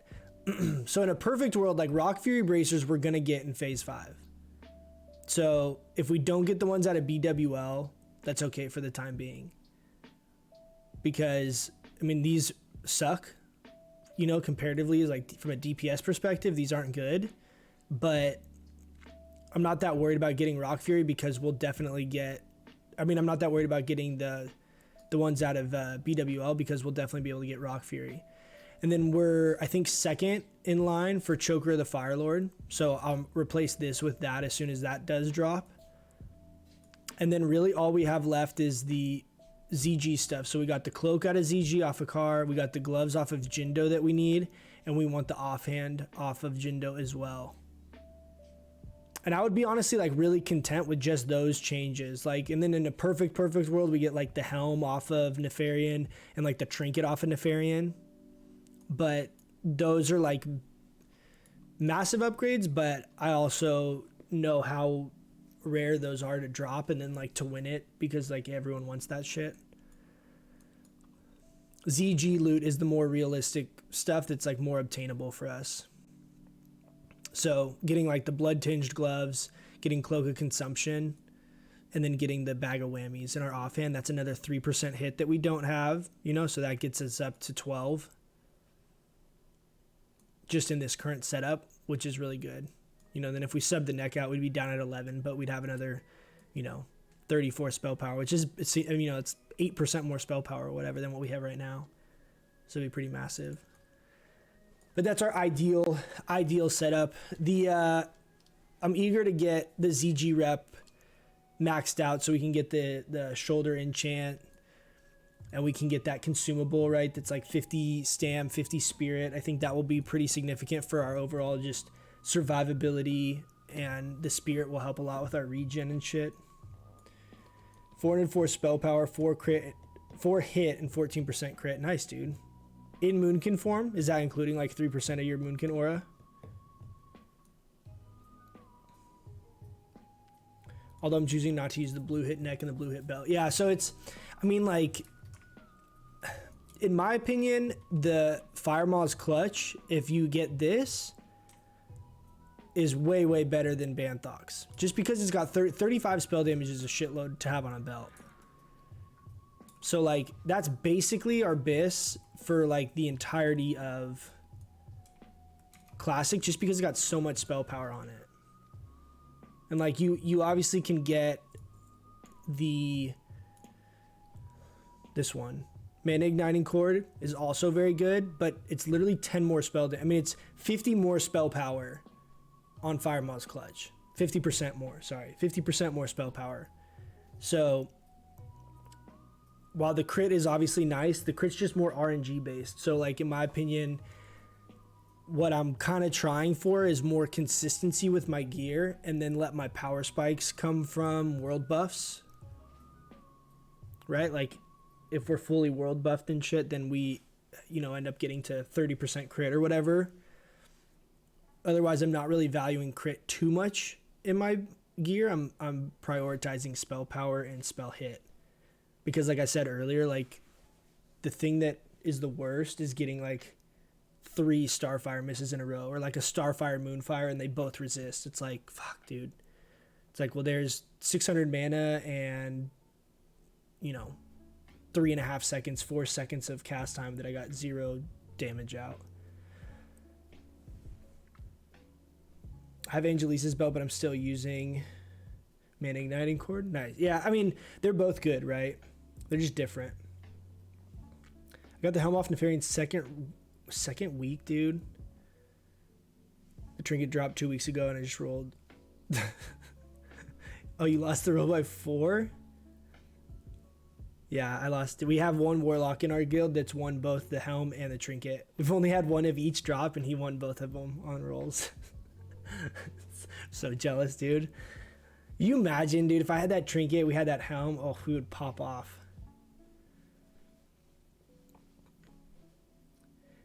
Have you put together a 3% hit set for PvP?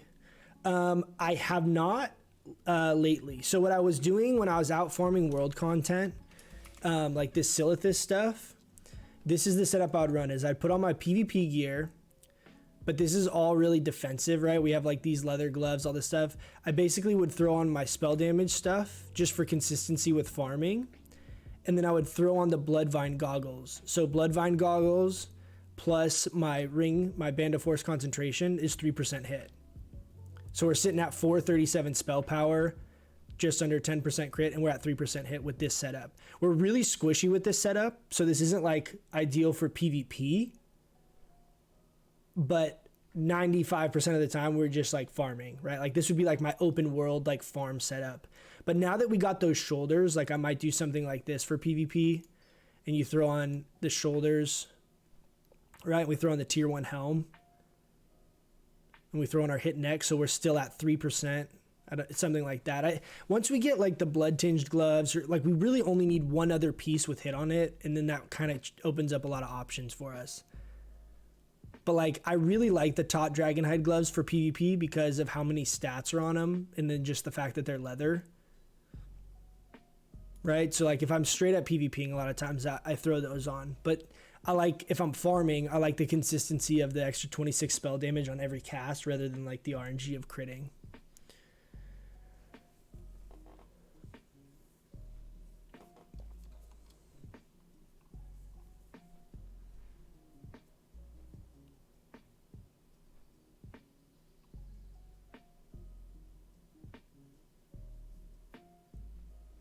You have 70 FR? You mean like 70 fire resist? Is that what you mean by FR for your PvP set? Or are you talking about two different sets of gear?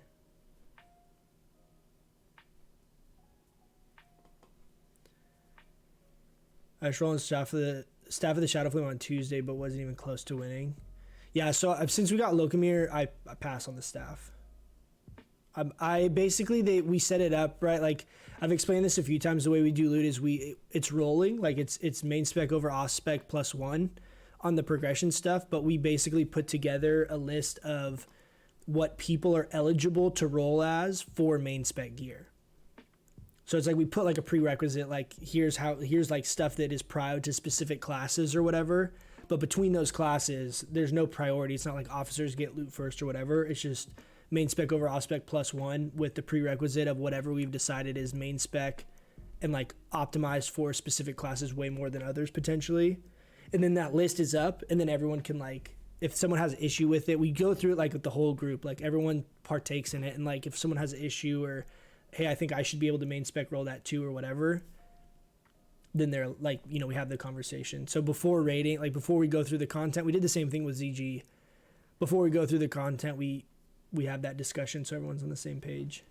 But so Locomir was basically Druid Shaman Prio, and so for that I basically pass on the staff, which I'm okay with.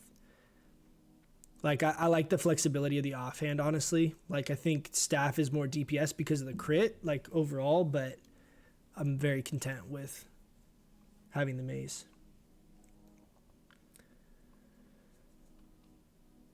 I put together a spreadsheet, and if Flask can use consumables per week, it's about 350, 400 gold. Yeah, that sounds right. Unless you farm your own runes. Oh, you like anticipating buying runes? I wouldn't buy runes. I would definitely go farm them. They're not that tough to farm, honestly. Like I don't mind the farming stuff as much as I thought I would, right? Like I thought that I would be really like get burnt out on it really easily. I don't know if it's because I don't do that much of it. Like I don't spend very many hours like farming stuff. And I think because of that, like I've never really like burnt out on it at all. We need to kind of clean up our bags a little bit. Does this thing sell for anything?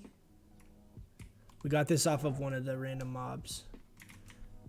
We're going to send this sword also to disenchant. Let me see real quick if this stuff sells for anything.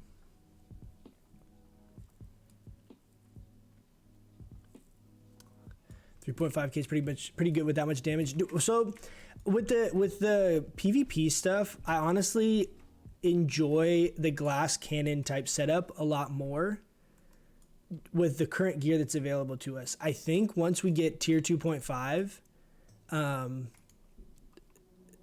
okay, it's literally worth like nothing. Disenchant that.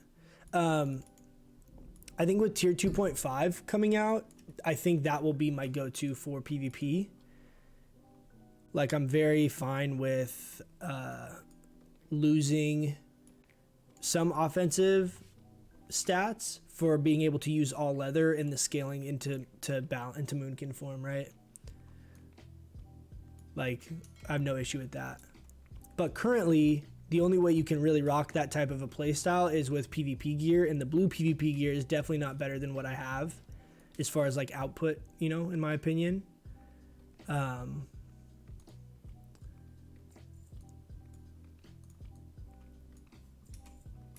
3 of Warlords. Do we think this is worth anything? But I think once that gear comes out, then we'll have a really, really good setup for PvP. Just the way, like, grinding the PvP gear is just so brutal. It's only like 1 more gold more than what it vendors, so I'm just gonna vendor it.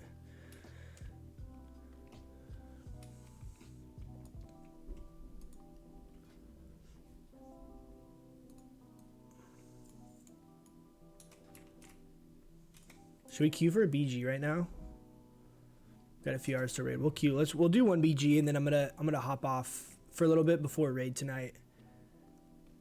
But we'll get some PvP in. We haven't PvP'd here in a little bit. So let's throw on, this will be our PvP setup we'll run for this run.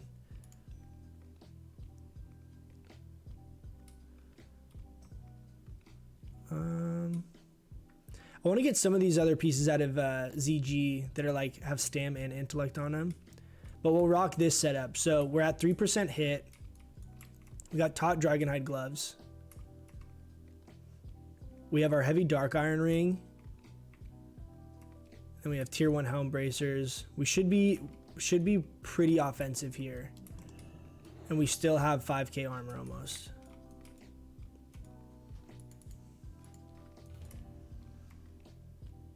Dude, 24-minute queue, Jesus.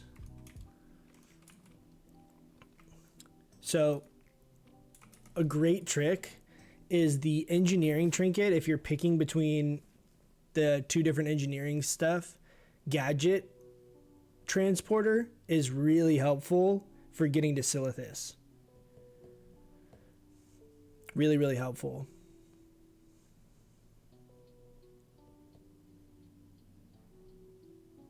Yeah, I'd be happy with either the wet from Nefarian, but I'm still using a Sorcerer's Dagger from MC with the AV offhand. I feel you, dude. I feel you. I got really, really lucky being able to get Locomir so early. Honestly, the reason I won it is because it was early on in our rating, and I had lost rolls on some other upgrades that dropped earlier in the raid, and like basically all the other people competing on the roll with me were +1. So that was like really the main reason we were able to get it. What's the enchant on your goggles? I just crafted mine yesterday and got the voodoo damage mask. Would you rock the goggles for bosses and the voodoo mask for trash? Yeah. Short answer is yes. I would rock the goggles for boss fights where you're trying to get closer to 16%. And then like open world content, you're talking about like the blue cloth voodoo mask, right? Like that's like 43 spell power or something on it. If it was me, this is what I'm thinking I'm going to do. For PvE DPS, unfortunately, our class enchant sucks. So I think it's stam, int, and like plus healing, right? So what I'm envisioning having is like my setups. Like we already have so much gear, but I really enjoy having like really well itemized gear for certain situations. So what I'm going to do is ideally like that helm you're talking about, the cloth one from ZG. I would use that and I would enchant that with our druid enchant from ZG. So it's not going to give us any spell power, but just to make us as beefy as possible, where we have as much health, we have as much intellect as we possibly can for like open world PvP type situations, and still try and figure out a way to optimize getting 3% into that build without sacrificing stats, and basically not prioritizing spell damage particularly, but prioritizing just overall stats and leather armor where you can get it. So like taut dragon hide, and then there's like blue pants I think that drop as well that have like stam, int, and spell power. Like I would use those, and then I would enchant those the same thing with the ZG enchant for the extra stam and the extra int. But that would be like my open world thing, my open world or PvP type gear set that I would rock. But for actual like raid DPS, you really have to rock the 8 spell damage. The 10 int is really the only thing you would be comparing on the other enchant, and it's just not comparable like DPS wise. IMO.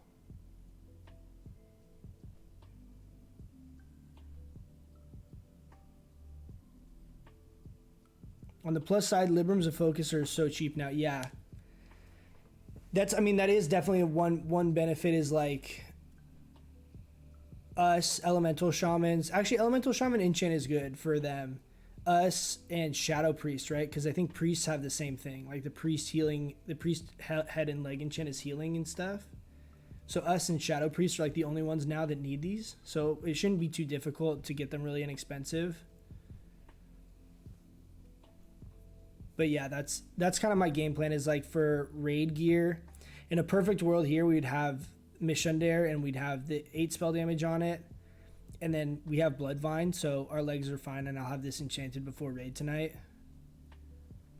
And like these boots are another good example of like ZG drop that's good for PvP, right? There's some stam, there's some int.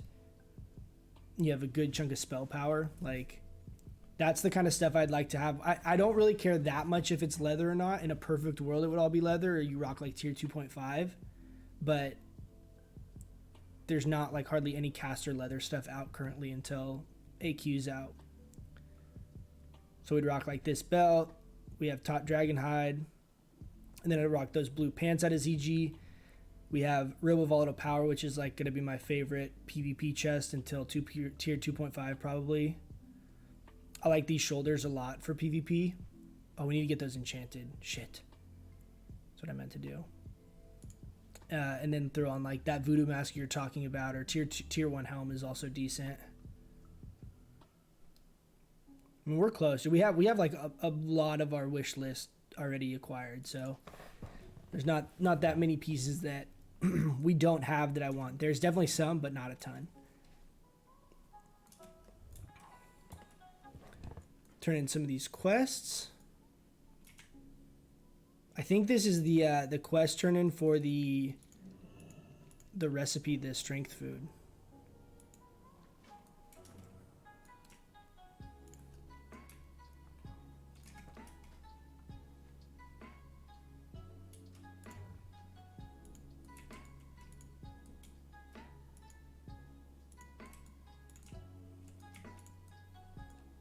We could just run around and see if we can find any world PvP right here.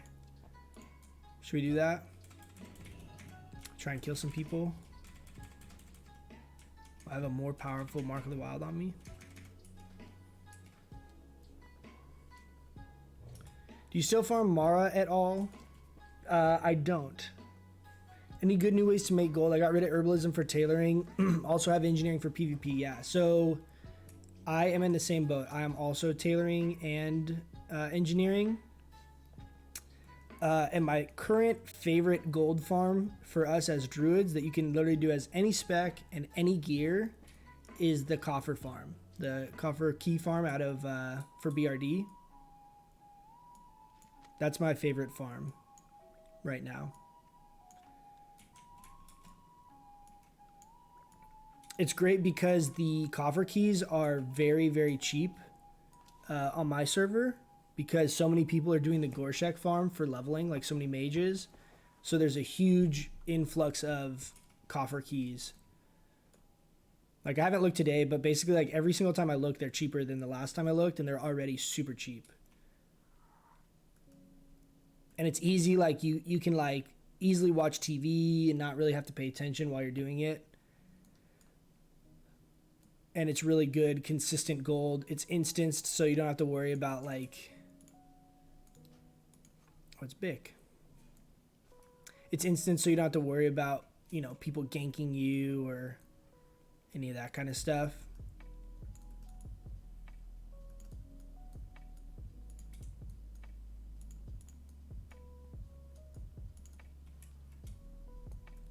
I want to go get these shoulders enchanted. Let's see if we can find a mage and get a port to UC.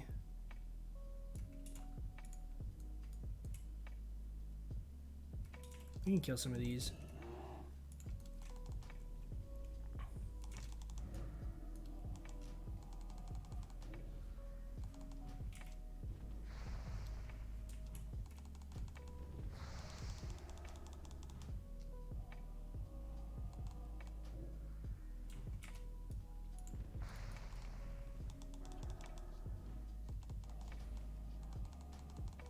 So one trick to farming these, I was gonna try and put this like in the video that I just kind of did on the Cenarion stuff, but it's really only like relevant to balanced druids. But what I've done is I switched my downranked Starfire for downranked Wrath. So I have rank 4 Wrath that we're currently using.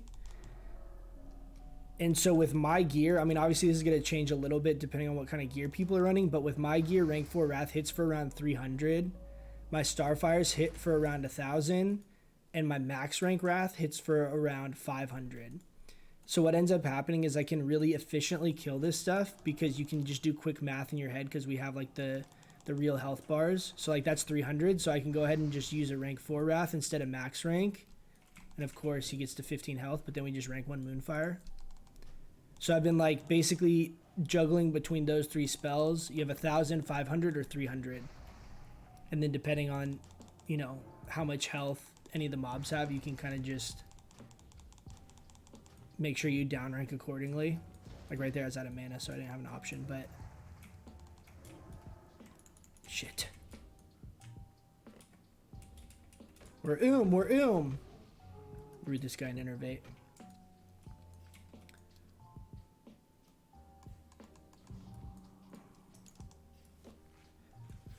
But I've been doing that, and that helps a lot with like just minimizing downtime and drinking and stuff rather than just spamming max rank. Because like Starfire hitting for 1,000, it's like you don't want to overkill something and do, you know, twice as much damage as you need to. So here, one more Starfire, one more max rank Wrath, and we should be good. I'm down rank 2 just to be safe. It's at 78 health.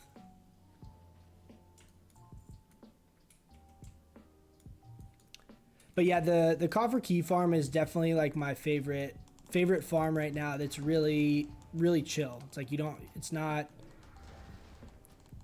the open world stuff. It depends on the server that you play on, but like for me, the open world stuff is really unreliable on our server because our server population is so high that the likelihood that someone's already farming it, either that's on your same faction or that a group of alliance like run up on you, is pretty high. So it makes a lot of that stuff not very like enjoyable, I guess. I don't know. It just like having a group run up on you and then kill you is not fun while you're farming. And it really eats into the efficiency if it happens multiple times, you know. But we got a good amount of stuff there. We got a couple pieces. We got a few pages. Just gotta keep gathering our sets, you know.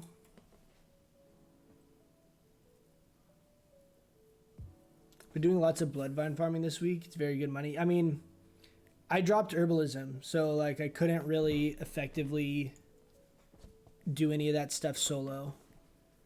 If I'd had herbalism instead of like engineering or something like that, I would have done that as well. Because it was definitely good money. I mean, like everyone needed bloodvine, right?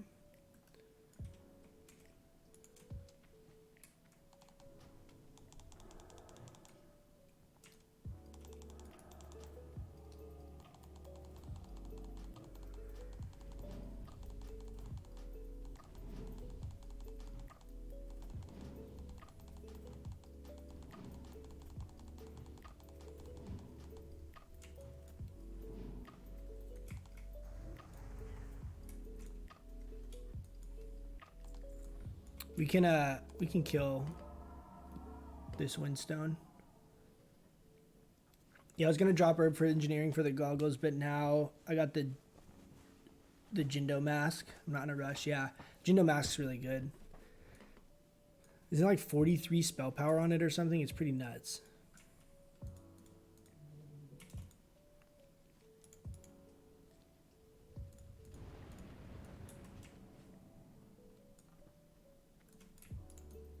Get max distance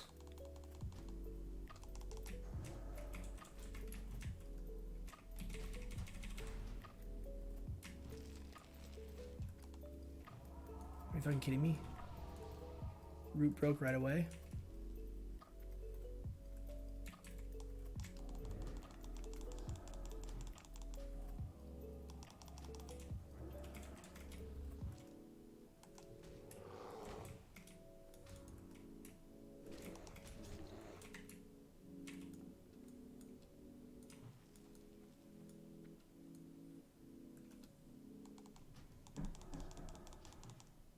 You definitely run the risk though if I was doing this, like, that someone runs up on me and kills me and snags my tag.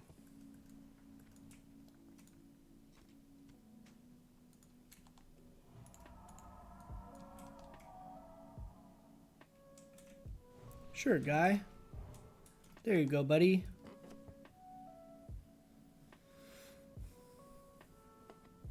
You made a video of the key run, didn't you? I forgot. I know I mentioned it in one of my farms. I think I did make a coffer key. If I didn't, that's a good point. Let's look. Let me see. I don't remember, to be honest. It's hard for me to, in my head, it's hard for me to remember, like, differentiating between stuff I've, like, done on stream or talked about on stream versus videos. I did kind of a brief overview of that farm. I talked about it as far as like the gold farm that I'm doing, and I showed some clips in it, but I didn't really elaborate or like explain any of the specifics. But I might do that. That might be a good video to help people, because a lot of people ask that question as far as just farming in general, like best ways to make gold as balance. That's a really good, consistent, easy one. 41 spell power. Yeah, I'd prefer the goggles, I think, but it's gonna make more gold before you switch. Yeah, I mean, definitely capitalize on the blood vine right now. Like if you're not already goggles, you know, like if you're not already engineering. I'm sure Bloodvine pretty soon is going to be like 15 gold, 10, 15 gold a pop. It'll go down in price a lot. It's been dropping a lot on our server. So these, the little caster guys in the middle are the easiest ones for me to kill.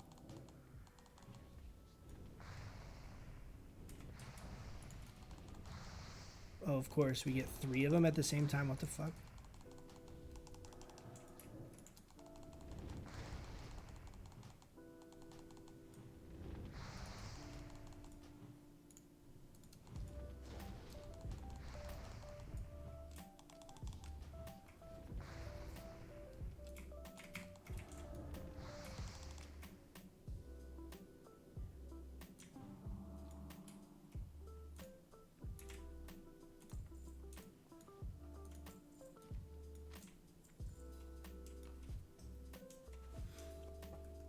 Made it in the gear update video. Yeah, the one where I'm talking about like stuff to get for phase 3, like phase 4 prep, basically.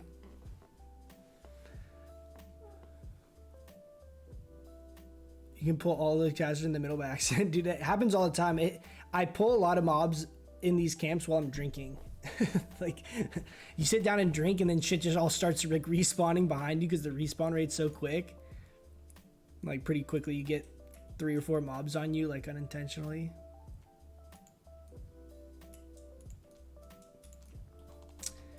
Yeah, so the easiest ones are the casters, and then these Avengers are actually not bad either, because I always do, I'll open up with Wrath and Starfire, and then I root, and then I run and do the same thing, Wrath, Starfire.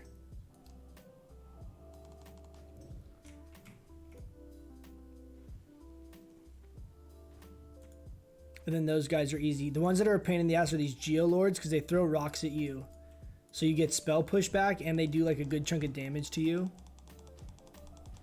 Do you know the rare? Are you talking about the chick that pats up here that drops all the pages? Is that the rare you mean?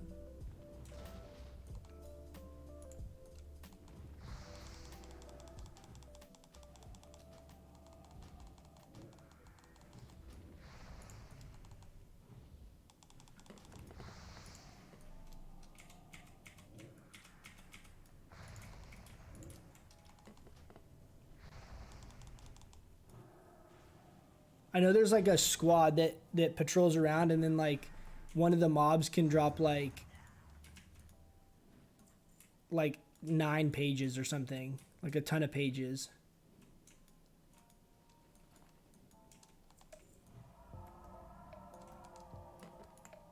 Oh, it's rancid.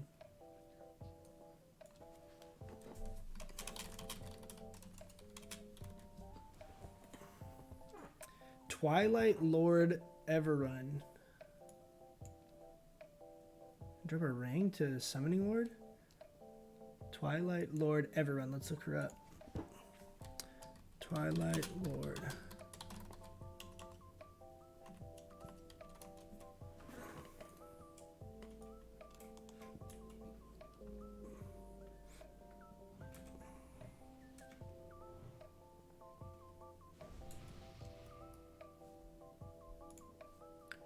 Ranted's in our guild. He's a guild homie.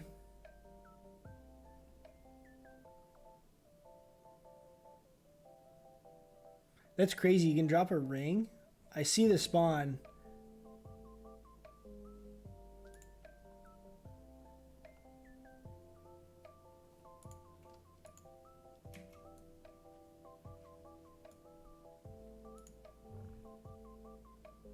But he just randomly spawns throughout, it looks like, at any of the camps.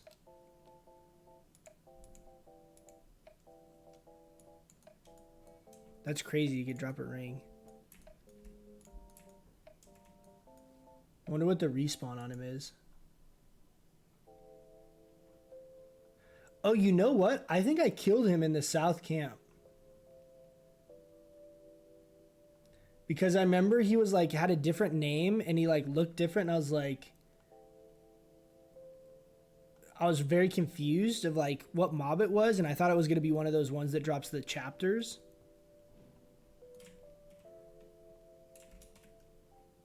And he didn't drop a chapter.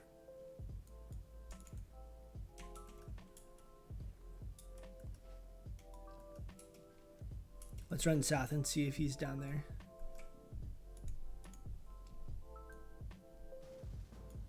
Instant boss summon. Should we kill this warlock?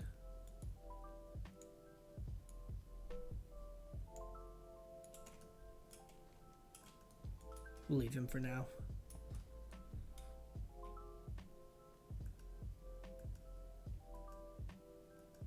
I'm gonna check all the layers. I know we could.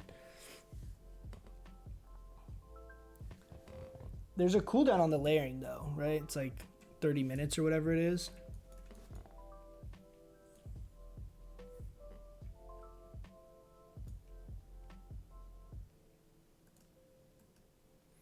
So for the raid boss, you need the ring. You need one ring. Do you need a neck as well or no? You just need one ring in the Twilight Cultist outfit. So if that drops off of him, you literally get a free full, it's literally the equivalent of 15 of those cultist outfits. That's insane, dude. Yeah, the layering has like a cooldown. It's like a 30-minute cooldown, I think. I'm not sure how that would work if you... So where I saw him before was right here. There's a lines here. But I saw him before right here.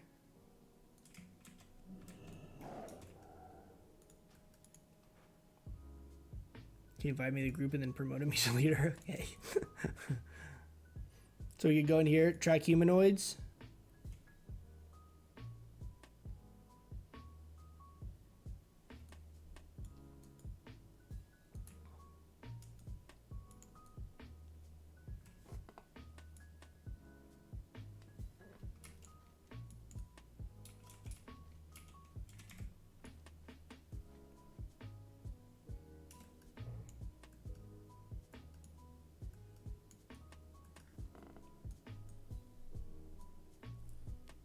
I don't remember if you need the neck too. Yeah, I thought it was you needed the neck and you needed the ring. I think you need both pieces. What the fuck is this guy doing out here, dude? It's a random little gnome NPC just wandering around by himself.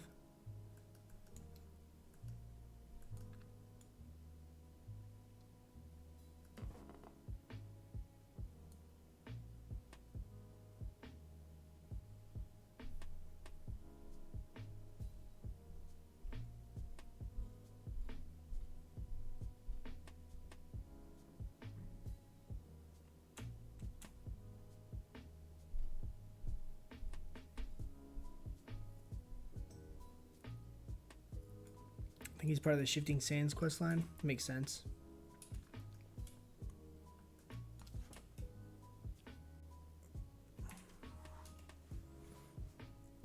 I'm excited to get all these quests done. That's like the next little like project we're gonna have, is trying to get all the Silithus quest stuff done.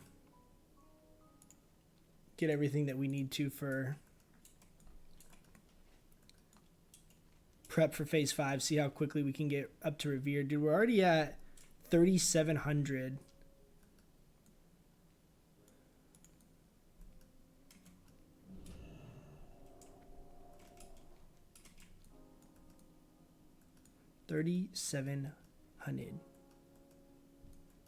Our BG is probably gonna pop here in like 1 minute.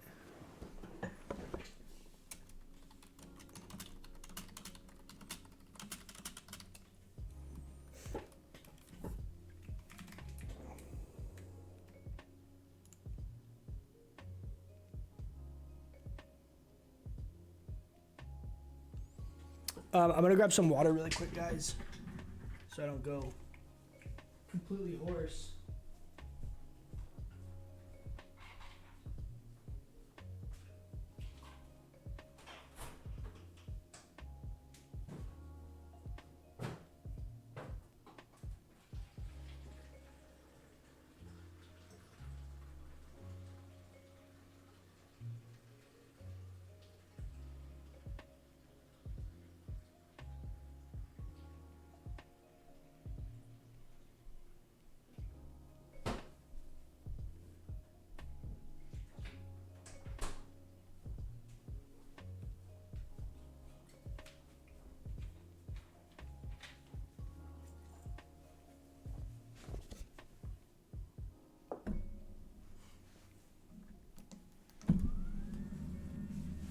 Dude, the sit-stand desk was a great investment. You guys hear that squeak, dude? It's starting to squeak, though. Which is making me a little nervous that we might have some problems. He's for the Hunter Quest. I know there's a Hunter Quest thing down there, too. I didn't know it was the same guy.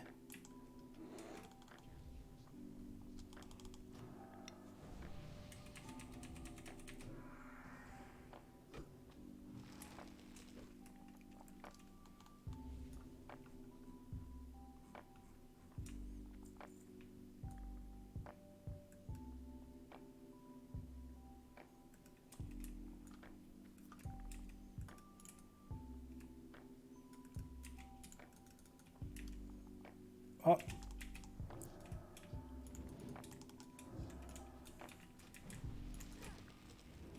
Read this guy. Oh no, are you kidding me?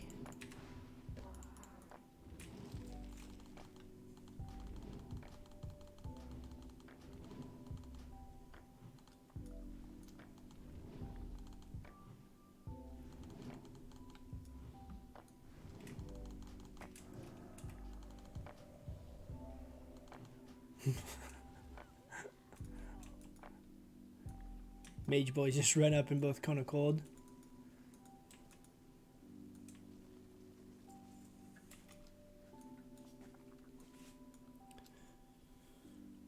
You have a Discord? If not, you should make one for all the Moon Kings to join. So I actually am in the middle of putting together a Moon Kings Discord. So it will be up very, very soon. I put up a bunch of kind of just trying to get it all like organized and dialed in, you know, before I start posting the links. But I definitely am going to be doing that here really soon. We'll have like a Moonkin specific Discord in the next, like, I'd say like next 4 or 5 days probably. Probably work on it some a little bit later today and try and get it finished in the next few days. But somewhere to go, like, just to answer like raid questions, and like people can link logs easy and like, or look at specific logs to figure out ways to improve, or just have it as a place where we can put a lot of information. Like the video stuff is obviously great and helpful, but it's there's no like back and forth really on the video stuff.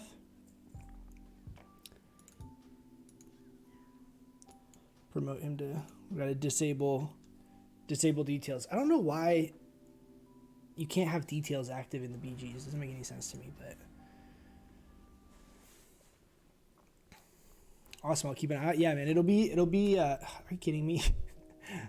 26 minutes and we get put into an AB that's 1300 out of 2K, 4 capped already. Great.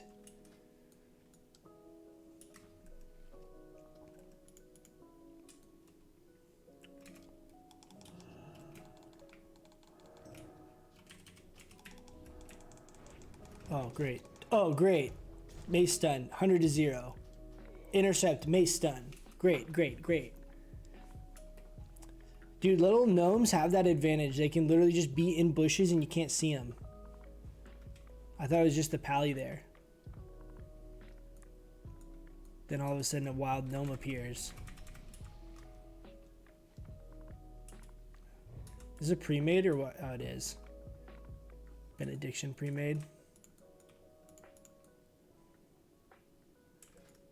You think this warrior will 1v1 us? No, he'll have his heal bot friend.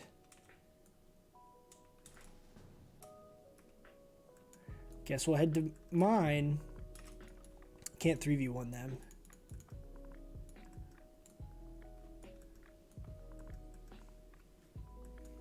Use Noggin Fogger. I know. I need to get some actually. I should have bought some when I was in Gadget. I keep forgetting. Got some people pushing stables, it looks like.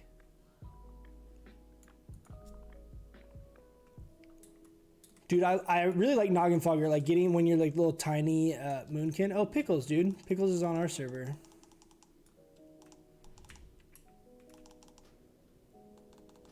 Got you, homeboy.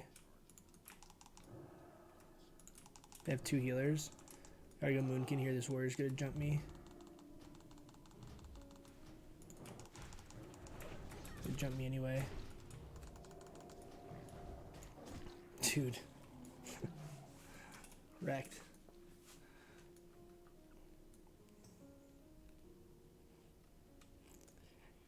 Love going against other haired pre-mates. Dude, I feel like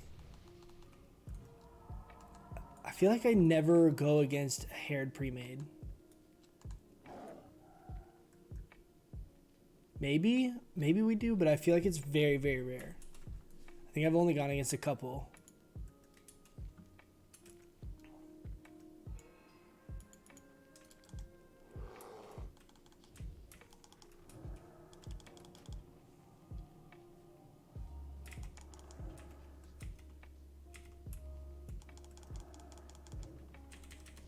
Trying to root him.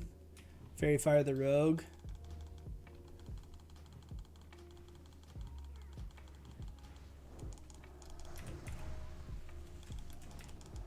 He Viper stung me. Stay in human form.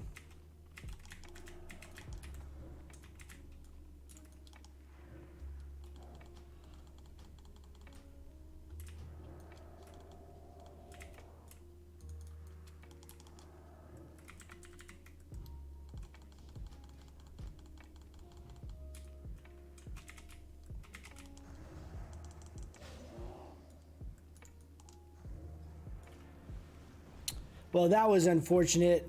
25-minute queue for a 3-minute game. It's no fun.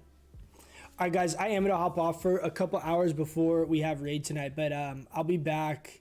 It's 2:30 right now, so 2.5 hours-ish. 2.5, 3 hours from now, we have MC, and then we're going to do ZG after, if you guys want to hang out for some of the raid stuff. Like always, thanks for hanging out, guys. I do appreciate it, and I'll be back in just a few hours. See ya, see ya, see ya.